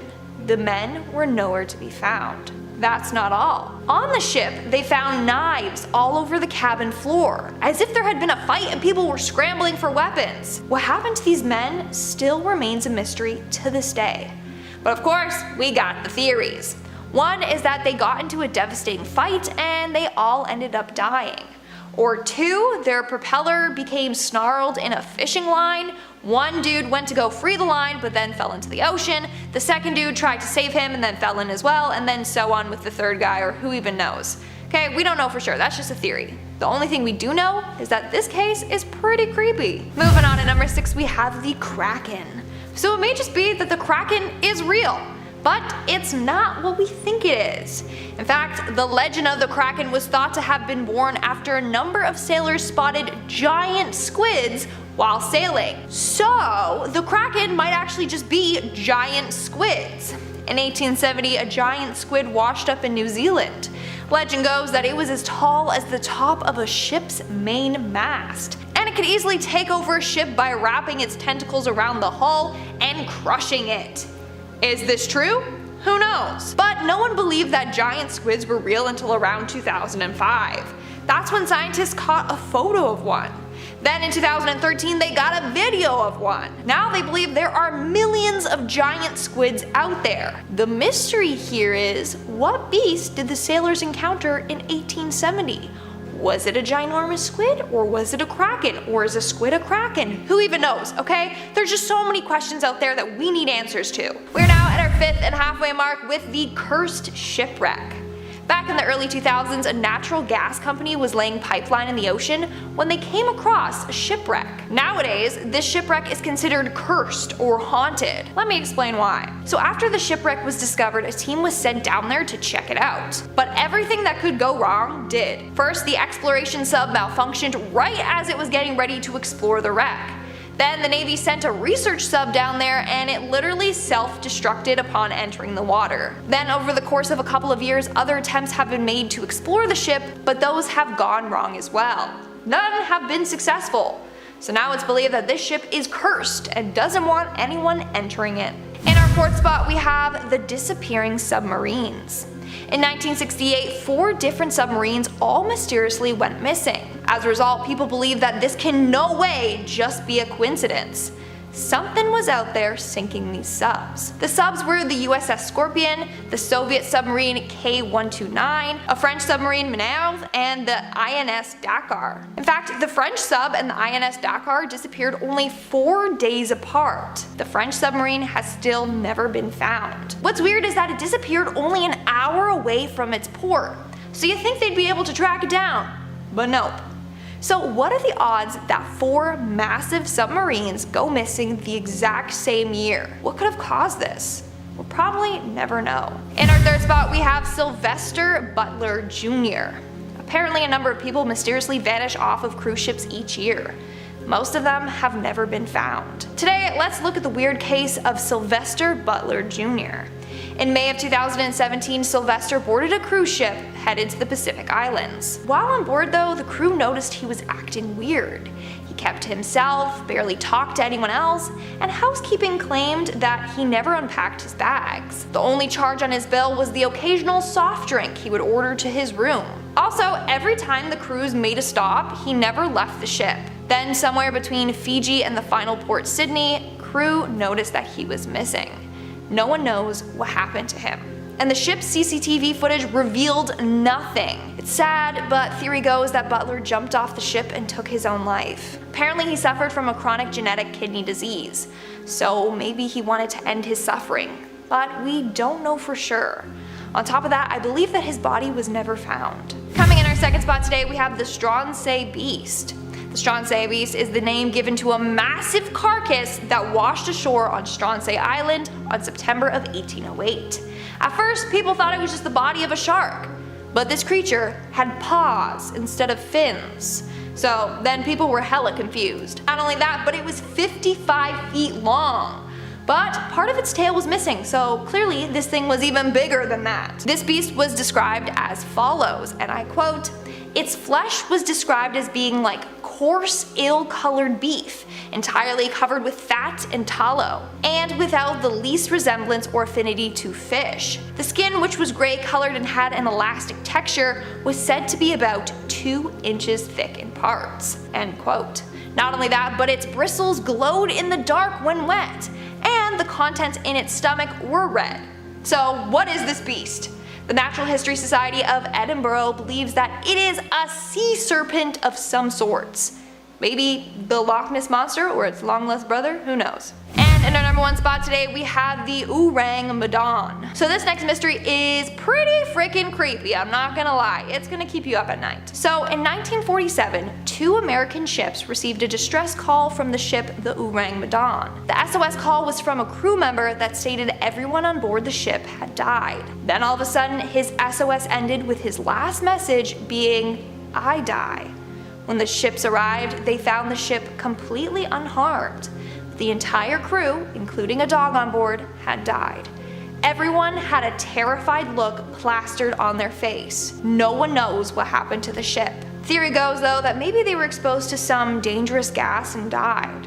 That seems to be the most common theory out there. Starting us off at number 10 is death by water. One of the fundamentals of human life is that we need water to survive. Not only that, we're made up of approximately 60% water. We sweat water, we clean ourselves with water, and essentially rely on it to get through the day. So what happens when someone is allergic to water? Well, their life becomes about 100 times more complicated. One of the biggest mysteries in the medical field is an extremely rare condition called aquatogenic urticaria, where the skin breaks out into extremely painful hives or rash anytime it's exposed to water. As of a 2013 medical review, only 37 cases have been reported since 1964, most of which were female, as well as most reporting the condition only arose during or right after puberty began. What's insane about this condition is that not only are the afflicted often allergic to rainwater, snow, fresh water, and seawater, but many are allergic allergic to their own sweat and tears, and even worse is that some people get rashes or welts on their lips and mouth area from just trying to drink enough water to stay alive. While there are a few theories out there about what could cause this peculiar nightmare condition, the underlying cause has never been confirmed and continues to perplex the medical community to no end.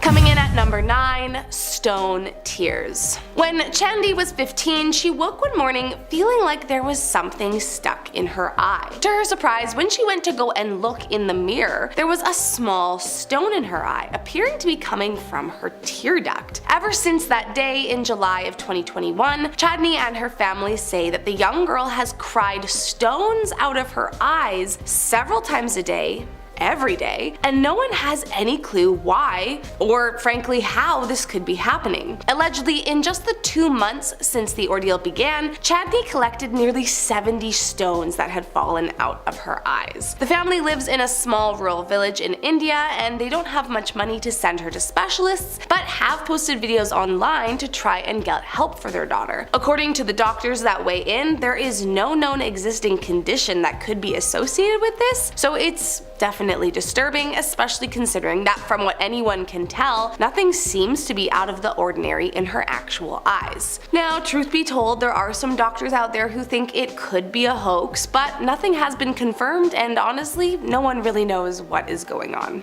Next up at number 8, the Iceman. You know how there are people out there who like to do a morning cold plunge? Well, one man, Wim Hof, nicknamed the Iceman, seems to have taken that to a whole new level. Born in the Netherlands in 1959, Hof is, as it seems, immune to freezing temperatures. At the age of 17, Hof said he had a sudden impulse to strip down and jump into a half-frozen canal, and it's not that he felt nothing, but he was able to withstand it for far longer than should have made any sense. This turned him into developing what he calls the Wim Hof method, which he says combines frequent exposure to cold paired with special breathing techniques along with yoga and meditation. In fact, Hof set the Guinness World Record for prolonged full body contact with ice and for swimming under ice in 2000. Then in 2012, curious about if it really was all some breathing technique or if he was some kind of medical marvel, researchers in the Netherlands examined samples of Hof's blood and determined that he was somehow able to manipulate his immune system at will, essentially stopping his body from going into a stress response due to the temperature. Now, sure, does his deep breathing help regulate the body? Of course, but Hof would have you believe it's all in the technique. However, there have been several tragic deaths from people attempting his method and subsequently freezing themselves to death, so maybe there is a little more to the story. Coming in at number 7, a human chimera.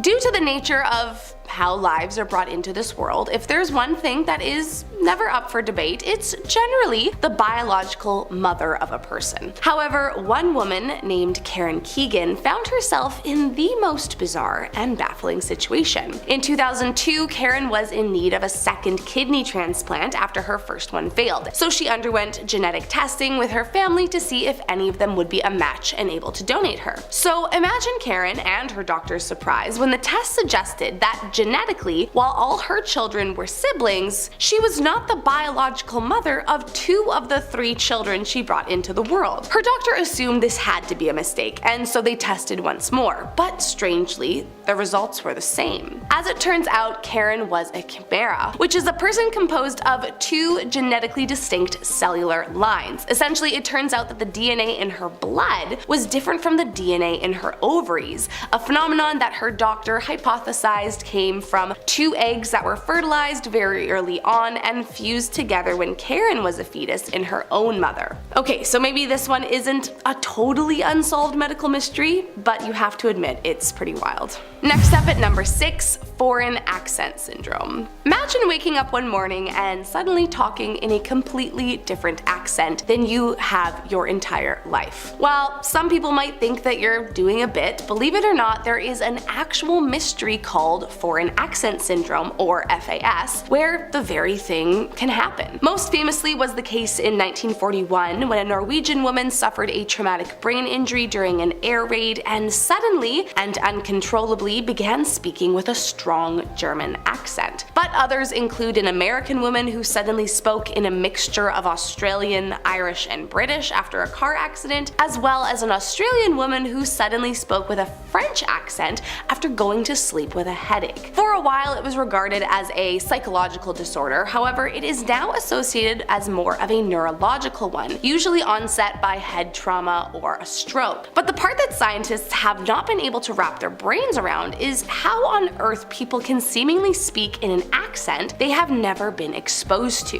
When learning to speak, your natural accent is a result of sound patterns you unconsciously learn, otherwise known as the phonetic system. When you are young, accents can shift as you become exposed to new speech patterns, but by the time you reach your teen years, your phonetic system is pretty much locked in. But FAS somehow affects the entire patterning of your phonetic system and continues to perplex doctors all over the world. Next up at number 5, no appetite. Sometimes when you're feeling under the weather or on a certain medication, it's not uncommon to find that your appetite has gone down. However, anyone who has ever met a teenager can attest that of all the people, they are usually the last to lose their appetite. But back in 2013, a 12-year-old named Landon Jones from Iowa baffled doctors after he suddenly woke up one morning feeling faint and with a horrible cough. His parents wasted no time immediately rushing him to the hospital, where it was discovered he had an infection in his left lung, and while the infection was promptly treated, the worst of it was yet to come. For whatever reason, ever since that day, Landon has never had any kind of appetite or thirst. The boy rapidly started losing weight, going from 104 pounds to just 68 right before his parents' eyes, all seemingly due to the fact that he never felt a hunger or thirst cue. As he continued losing weight, his parents were growing more and more worried about their son's strange condition. But no matter what doctor they took him to, they could never get an answer as to what was happening to him. Landon was given countless brain scans, psych evals, medical evals, and tested to make sure he didn't have an eating disorder, but nothing was providing them with an answer. Some doctors have wondered if he suffers from a brain dysfunction in the hypothalamus, the part that controls hunger and thirst, but his case remains unsolved. Next up at number 4, Syndrome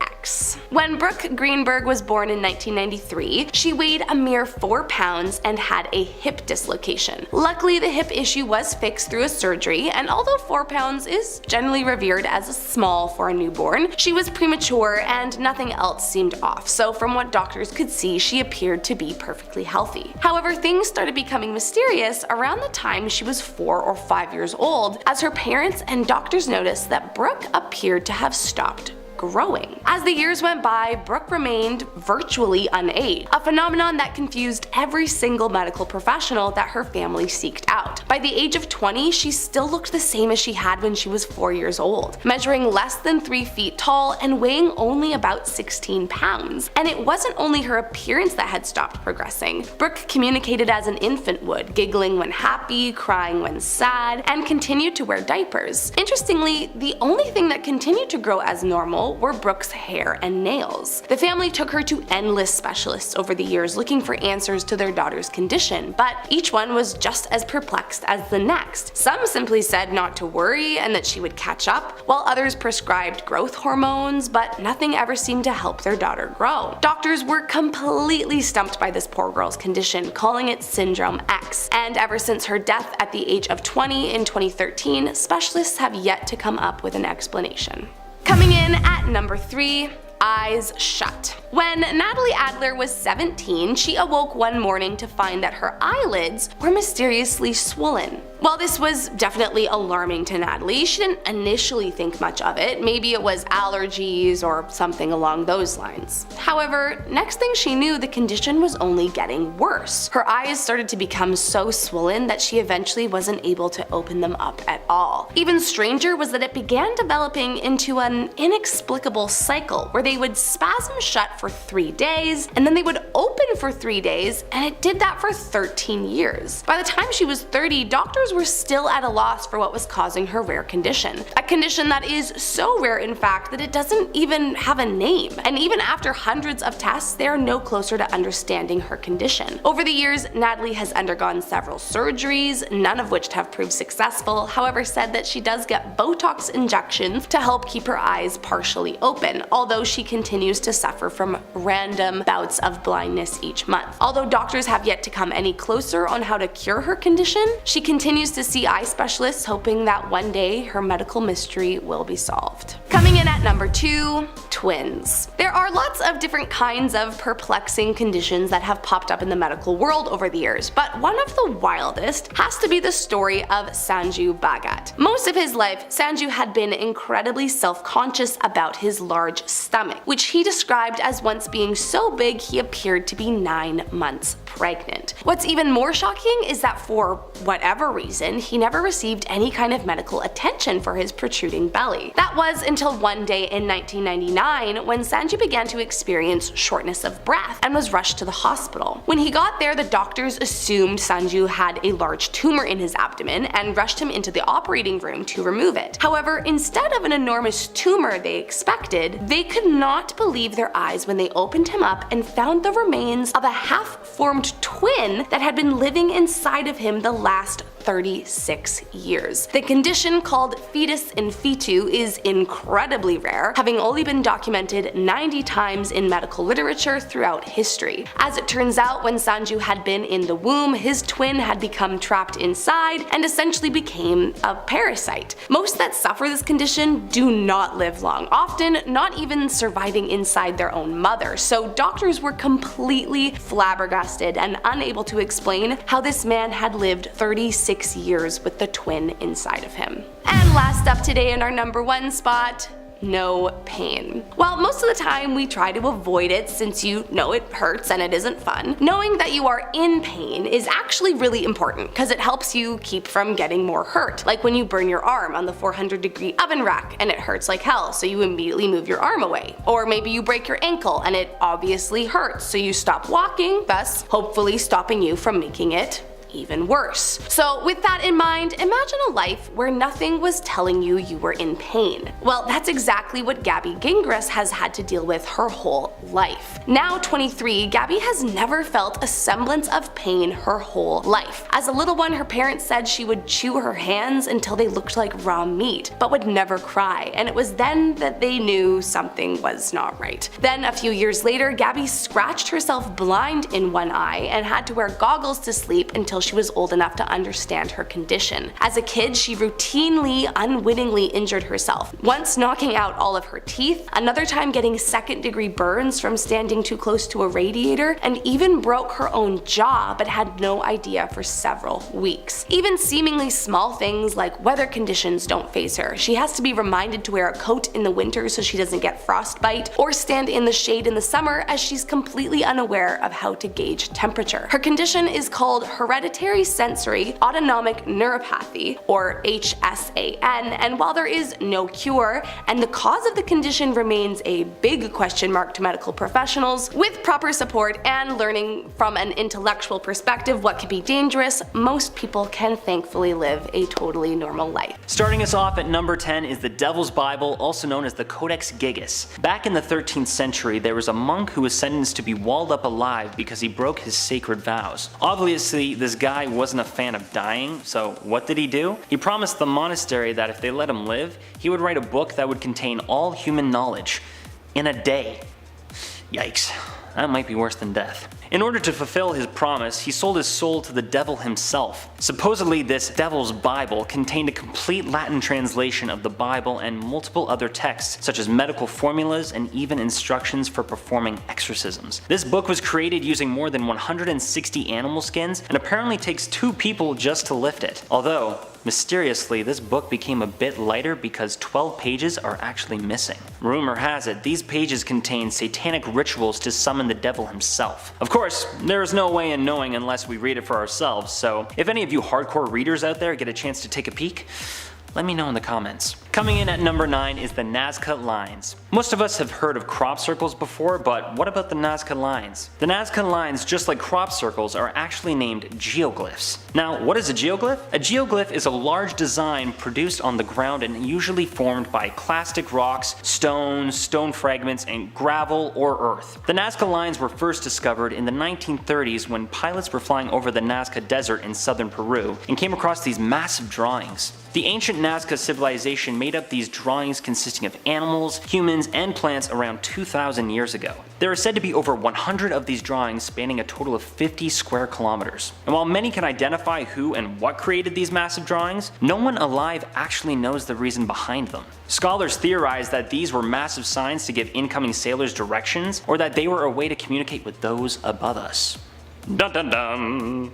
Here at number 8 we have the Roman dodecahedrons. All over the world for hundreds of years, random stone and bronze objects have been popping up in fields and sometimes even in people's yards. These objects are called the Roman dodecahedrons. These objects have 12 sides with a small circle on each and pegs sticking out of every single corner. Experts have dated these objects all the way back to the 2nd and 3rd centuries CE, but once again, they have no idea of their purpose. Many believe these objects resemble an ancient nautical devices, or were used to sow winter grains or even calibrate water pipes for Roman architects. In the end, all of these are just theories and cannot be told for sure. So maybe go and invest in a metal detector and see what you can find. At number 7 we have the King List. Dating all the way back to the 3rd millennium BCE, this giant slab known as the King List lists all of the Sumerian kings with their respective dynasties, locations, and the times they were in power.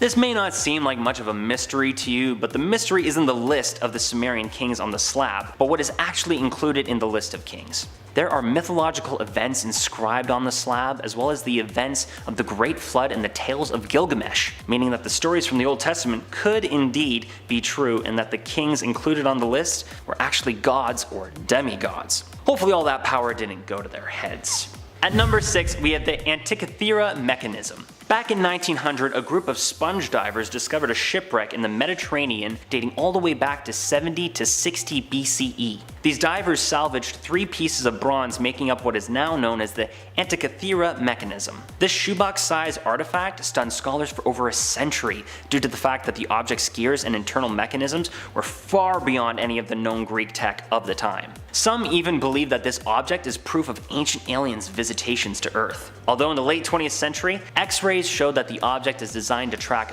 astronomical movements and was confirmed later by CT scans that revealed inscriptions for what was basically an ancient computer. While the object's use has now been confirmed, what is still puzzling is the advanced construction and precision of this tool that is believed to be way more advanced than what was available at the time. I don't know.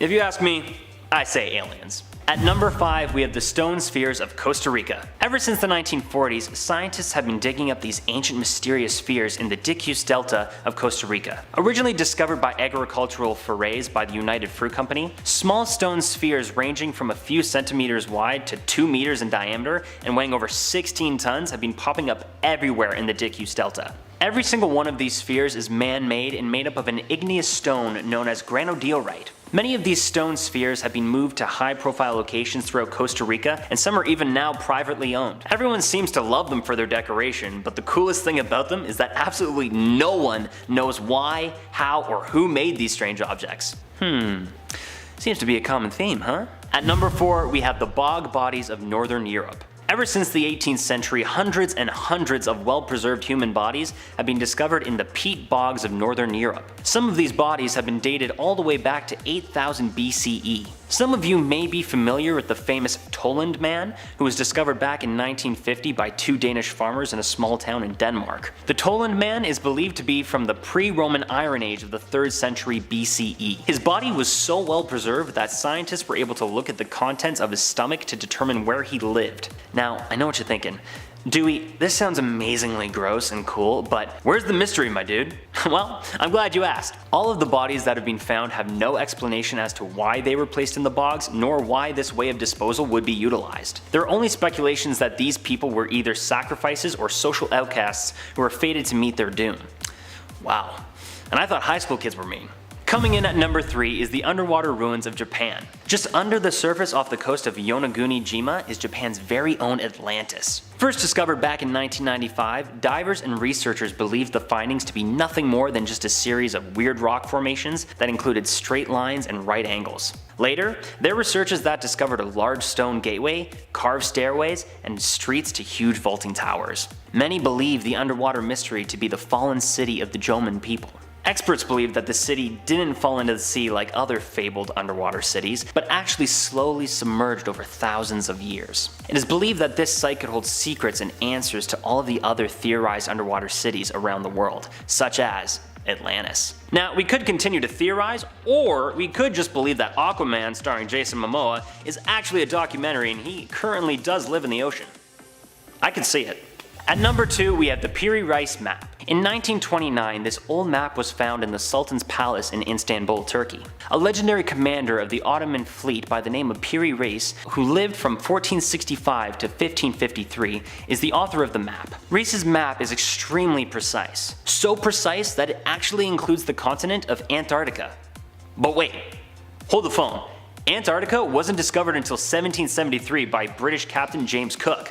But yet, here is Piri Reis's map showing Antarctica back in 1513. Was Antarctica actually just discovered much earlier than originally thought? Or did James Cook just take credit for someone else's hard work? We might never know.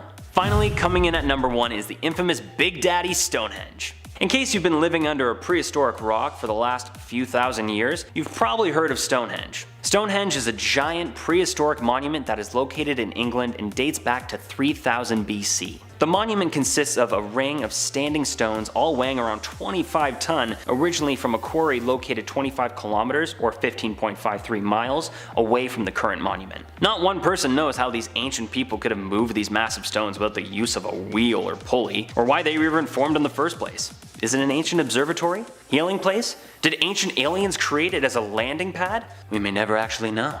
Starting off this countdown, we have Cicada 3301. Now this is one of the most famous internet mysteries of all time. So it all started in 2012 when a mysterious organization, Cicada 3301, posted a weird message on 4chan. According to the message, there was a secret hidden within their posted image, and they were recruiting highly intelligent individuals to try and solve it. They said that solving this would lead them on the road to finding them, and that they looked forward to meeting those that solved it. Well, it turns out that by opening the image file in a text editing app, a string of characters would appear. When decoded, it led users to a website with even more weird messages. Some say that they solved the mystery. Others say that those who completed the puzzle are recruited for something and are never heard from again. What are they recruited for though? That's what I would like to know. In our 9th spot, we have Heaven's Gate. This was a creepy and popular American religious cult on the internet that believed in UFOs. In 1997, police found 39 members of the cult dead inside of a house. Apparently, the members took their lives in order to ascend and board an extraterrestrial spacecraft and go to another planet. They were all found wearing arm patches that read Heaven's Gate Away Team. To this day, the website is still up and running, and no one knows who's running it. Now in 2015, the administrators behind the website did do an email interview. In the interview, they called themselves Tela, which stands for the evolutionary level above humans. They claim that the dead members are actually alive and have transcended their human bodies, and that they will come back eventually. To this day, their identity still remains unknown. In our 8th spot, we have Chip Chan. This is one internet mystery that has always left me unsettled. Chip Chan is the name given to a Korean woman that was discovered in a 4chan webcam thread in 2008. It immediately caught the attention of a number of people because the footage revealed this woman sleeping in unusual positions for long periods of time at unusual times of day. In fact, at first, people thought that she was dead. She also sleeps in weird positions like on a chair or on the floor. After doing further investigation, users found that this woman believes that a mind control weapon was implanted into her ankle bone and under her left eyebrow. This chip is said to control her, and that's what's making her sleep all the time.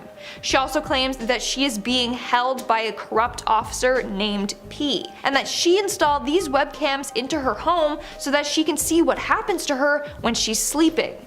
This story is just so freaking creepy, and I don't think it's ever been solved. In our 7th spot today, we have Kanye Quest. Yep, not Kanye West, Kanye Quest. Kanye Quest 3030 is an RPG game that was released in 2013. Now, it seems just like a silly game. It centers around Kanye West, who on his way to take out trash travels through a wormhole and into the future. He then has to take down an evil dictator, and you got Tupac, Snoop Dogg, Dr. Dre in it, and you can have a rap battle with them. Now, the game seems pretty harmless. That was until a player found out the game's dark secret. At one point in the game, you can interact with a displayed message. It seems like gibberish at first, until people realized it said, "Ascend and worship the based god." Further on in the game, you are asked to enter a prompt, and you can type anything you want. But if you type "ascend," the whole game changes and you're put in this secret area.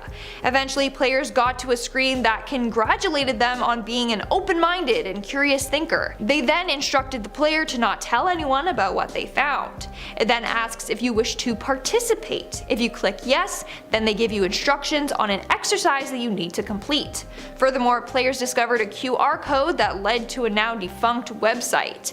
In the end, it was discovered that the game has been tied to the religious cult of Ascensionism and to a mysterious company, Ascension Records. The true meaning of the secret of this game has remained unsolved to this day. Coming in at number 6, we have Jack Froese. Now, there are a number of creepypastas out there about someone dying and then their loved ones receive phone calls or Facebook messages or texts from the dead person. Well, this actually happened in real life. Jack Froese was a 32-year-old man from Dunmore, Pennsylvania. In June of 2011, he died suddenly and unexpectedly from a heart arrhythmia. 5 months after Jack's death, his friend received an email from Jack's account with the subject line, "I'm watching." Soon his family started getting emails from Jack as well. Now, of course, they didn't believe it to be Jack for a second, but whoever it was, they knew intimate details regarding his friends and family, details only Jack would know. To this day, no one knows who sent these emails. We're now at our 5th and halfway mark with GhostNet. This is the name given to a large-scale cyber spying operation uncovered in 2009. In fact, it has been described as one of the most extensive operations ever uncovered. Yet, no one knows who was behind this operation. So in 2009, it was found that an organization infiltrated over 1,000 computers across 103 countries. They did this by sending emails with attachments or links to individuals or organizations. By opening the file, the user would unknowingly download a virus onto their computer that allowed the hackers to gain complete control of their computers, so they could read and send data and even turn on someone's webcam and microphone. Like I said, no one knows who was behind this, but since the network originated in China, some believe that the Chinese government had something to do with this. Others believe that the CIA or the Russian government were behind this. In our 4th spot, we have the most mysterious song on the internet. This is the title given to a song with an unknown name, sung by an unknown artist with an unknown origin. It all started when a man named Darius came across an old cassette and liked a song on there and wanted to find the name of it. Him and his sister couldn't figure it out, so they turned to the internet for help. Soon, thousands of music enthusiasts came forward to try and figure out this song. To this day, no one has figured out who's behind this song, hence why it's given the name the most mysterious song on the internet.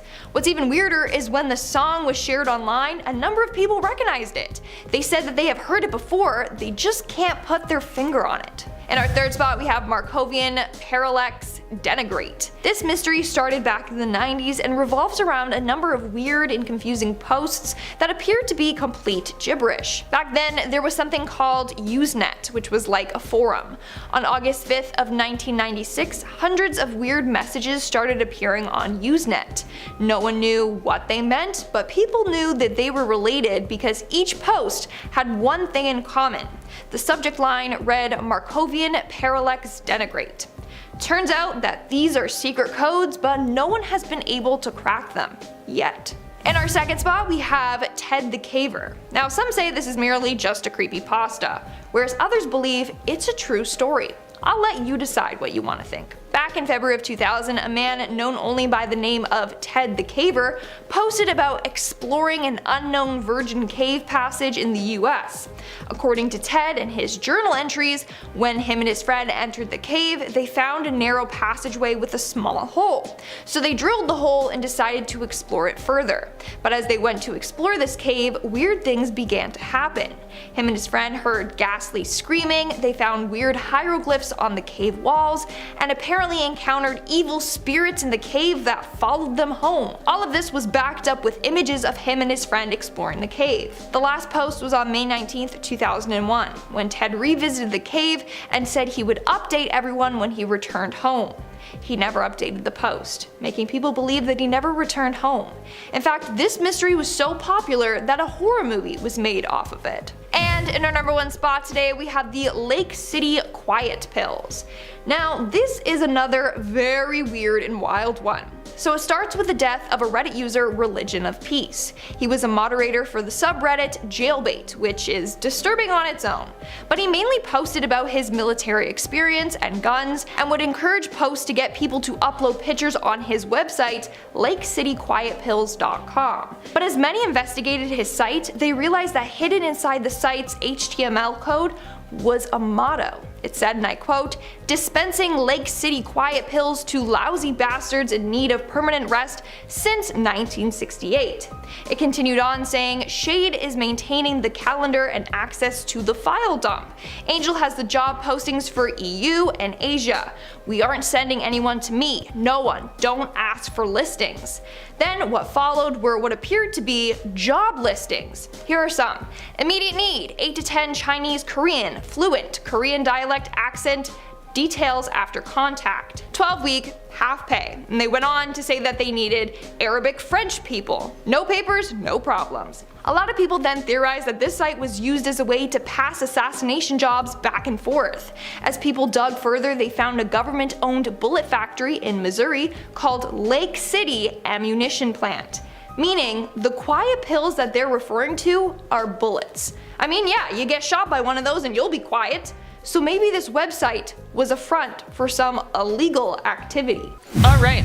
Starting off this list in our number 10 spot, we have Henry Baltimore Jr. In 1973, Henry was a 21-year-old honors student at the University of Michigan who had a very promising future ahead of him. In March of that year, Henry was unfortunately attacked inside of his apartment. 2 men broke in and tied him to the bed before stealing both money and material items. Henry was reluctant to report this incident to the police, but did end up doing so. After this, a suspect named Roy Davis was arrested and charged with armed robbery, and Henry was scheduled to testify at his hearing, but never showed up. 2 days after the hearing, Henry did resurface and asked the prosecutors to drop the charges because he was frightened, but they refused and Henry was rescheduled to testify. 2 days before this rescheduled hearing, Henry ended up disappearing very suspiciously. Originally, people believed that he may have gone into hiding considering how vocal he was about being frightened, but that belief quickly went away and people began to suspect something a lot more sinister was at play. Henry's family especially knew something was wrong because there was no way that he would disappear without telling at least one of them. Without Henry and his testimony, Roy ended up taking a plea deal and only was sentenced to 6 weeks. Roy was of course considered a person of interest in Henry's disappearance, and a neighbor of Henry's even said that they saw Roy and another man knocking on Henry's door the day he disappeared, but Roy's mother offered her son an alibi. Roy has never been formally charged for the disappearance. The 2 theories of what happened to Henry are either that someone abducted and took the life of Henry to prevent him from testifying, testifying, or Henry left Michigan, changed his identity, and assumed a new name. You would have hoped if it was the latter, he would have at least told one of his family members. His case remains open almost 50 years later, and who knows, if someone out there who's watching this video knows something about this case, please call in and give any and all information over to the authorities. The remaining family members of Henry deserve to know what happened to this extremely bright young man. In our number 9 spot today, we have Cody James and Gary Harker. Cody James and Gary Harker were longtime friends who were working together on Christmas Day in 1979 in Moline, Illinois. They left Cody's shop to head out in the truck to deliver an air compressor to Rock Island, Illinois, and then head to pick up a $500 payment for it in Davenport, Iowa, which they never made it to. The black truck they were driving was found almost 2 months after they had gone missing, and subsequently was put up for auction after not being claimed for 40 days. The bodies of Cody and Gary were found in the truck bed by the men who ended up purchasing it. 25 years after their deaths, the case was still unsolved, and a friend of Cody and Gary brought police a roll of film that they had been entrusted to by the men. When Cody and Gary gave their friend this film all those years earlier, they said, quote, "If anything happens to us, develop this film." It is crazy to think that this friend waited 25 years to spill this tea, and that perhaps the men knew what was going to happen to them. Unfortunately, the film didn't end up giving police any solid leads, although the case continues to be investigated. In our number 8 spot today, we have Christopher Wallace, also known as the Notorious B.I.G. Christopher Wallace is much better known by his alias, and he was one of the most famous rappers of the 1990s. And even though he was just getting his start, he is considered one of the best rappers of all time. Biggie was a New York rapper, but he was unfortunately killed in March of 1997 after a drive-by shooting while he was in Los Angeles. In 1996, the tensions between the East and West Coast hip-hop and rap scenes were rising, and after the death of Tupac in Las Vegas, rumors began to swirl about Biggie and his possible involvement in that killing. Unfortunately, the people who killed Biggie have never been found, and that is where the mystery comes in. There are a lot of similarities between the killings of Big and Tupac, and since neither of them are solved, there are so many rumors about what exactly happened. Some theories span from a gang member with financial motives to a planned hit by a record company in order to boost sales. There is so much speculation and so many possibilities surrounding this, and I really hope that one day we find out who committed this unbelievable crime. Notorious B.I.G. was only able to release one album before his death, but had 3 albums released posthumously, with the first one achieving a diamond certification in the US. In our number 7 spot today, we have Elizabeth Short, or the Black Dahlia. This is one of the most famous cold cases ever, and that is because it is horrifying, extremely dark, and super mysterious. Elizabeth Short was an aspiring actor, but her life was cut tragically short by an incredibly inhumane act. Elizabeth's body was found when she was only 22 years old in a vacant lot near a park in Los Angeles in January of 1947. The crime was highly publicized because of how graphic it was, but whoever did this was sure to leave little to no evidence behind. A few days after the crime, someone claiming to be the person who committed this crime called to say that he would eventually turn himself in, but wanted police to search for a while. But he also said he would send in some of Beth Short's belongings. He did follow through on this and did send in things, such as her birth certificate, but this didn't end up giving investigators any leads. During the initial investigation, 60 different men confessed to this crime, and since then there have now been over 500 confessions, which is absolutely insane. There are honestly too many theories on this one to even get into right now, and it is quite possible that we may never know what exactly happened to Elizabeth. In our number 6 spot today, we have Jill Dando. Jill was an English journalist and a television presenter until she was killed outside of her southwest London home in 1999. This created the biggest manhunt the country had ever seen since the Yorkshire Ripper in the 70s. A man named Barry George was originally convicted and sentenced to prison for this terrible crime, but he ended up actually being acquitted years later, which now leaves this case unsolved. Jill's next door neighbor heard a surprised gasp from Jill, but he never heard like a shot, and it sounded more like someone who was greeting an old friend. The same neighbor looked out the window and actually saw whoever the killer is, but of course at the time they didn't know who he was or what had just happened, and he also didn't recognize the man, so unfortunately he was unable to give an identification. There are a ton of speculations and rumors about who took Jill's life, and it ranges from a potential stalker to maybe even like a crazy hit job. Hopefully one day there will be answers on why someone would have done something so horrible to Jill. In our number 5 spot today, we have Patricia Meehan. This is a story that really just gives me the chills because the circumstances surrounding it are exceptional exceptionally strange. On April 20th, 1989, Patricia Bernadette Meehan was in a car accident on Highway 200 near Circle, Montana. Witnesses saw her driving her car on the wrong side of the road, which then led to her crashing into off-duty police dispatcher Carol Heights. Carol was luckily uninjured in the crash, and she got out of her vehicle right away. Upon exiting her vehicle, Carol saw Patricia also exit her vehicle,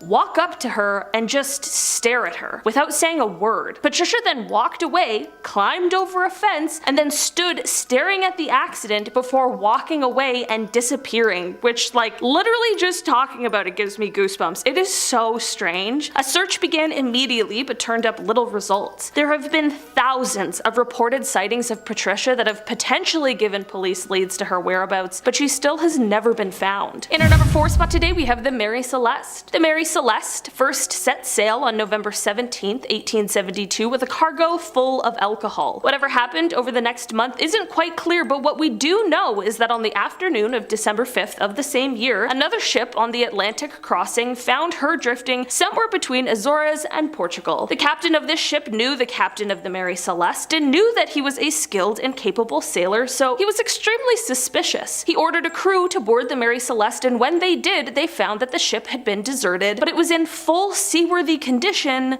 so why had they abandoned it? Especially the captain. The captain of the ship that found the derelict split his crew and sailed the Mary Celeste to Gibraltar for more investigations, but despite this, the captain, his family, and the crew of 7 that were on board the Mary Celeste simply just disappeared, and no one knows what happened or where they could have gone. I think this one is so famous because it seemingly just has no answers tied to it at all. Like, it really is just one of those mysteries with next to nothing to go off in terms of any sort of clues. In our number 3 spot today, we have the Yuba County 5. On February 24th, 1978, 5 men from Yuba City, California attended a basketball game at California State University. All 5 men went missing after this night, and several days later, the group's car was found abandoned in a remote area of the Plumas National Forest that was way out of the way from where they should have been. There was no reason for the car to have been abandoned because it was in totally fine working condition when it was found. In June of 1978, 4 of the men were found passed away near a trailer camp that is deep in the forest, but the 5th man has never been found. There is a lot of strange information about this case, such as how one of the men starved to death even though he was surrounded by food. There is truly too much to cover about this story that I unfortunately don't have time for, but if you're interested, I would highly recommend looking it up because this case is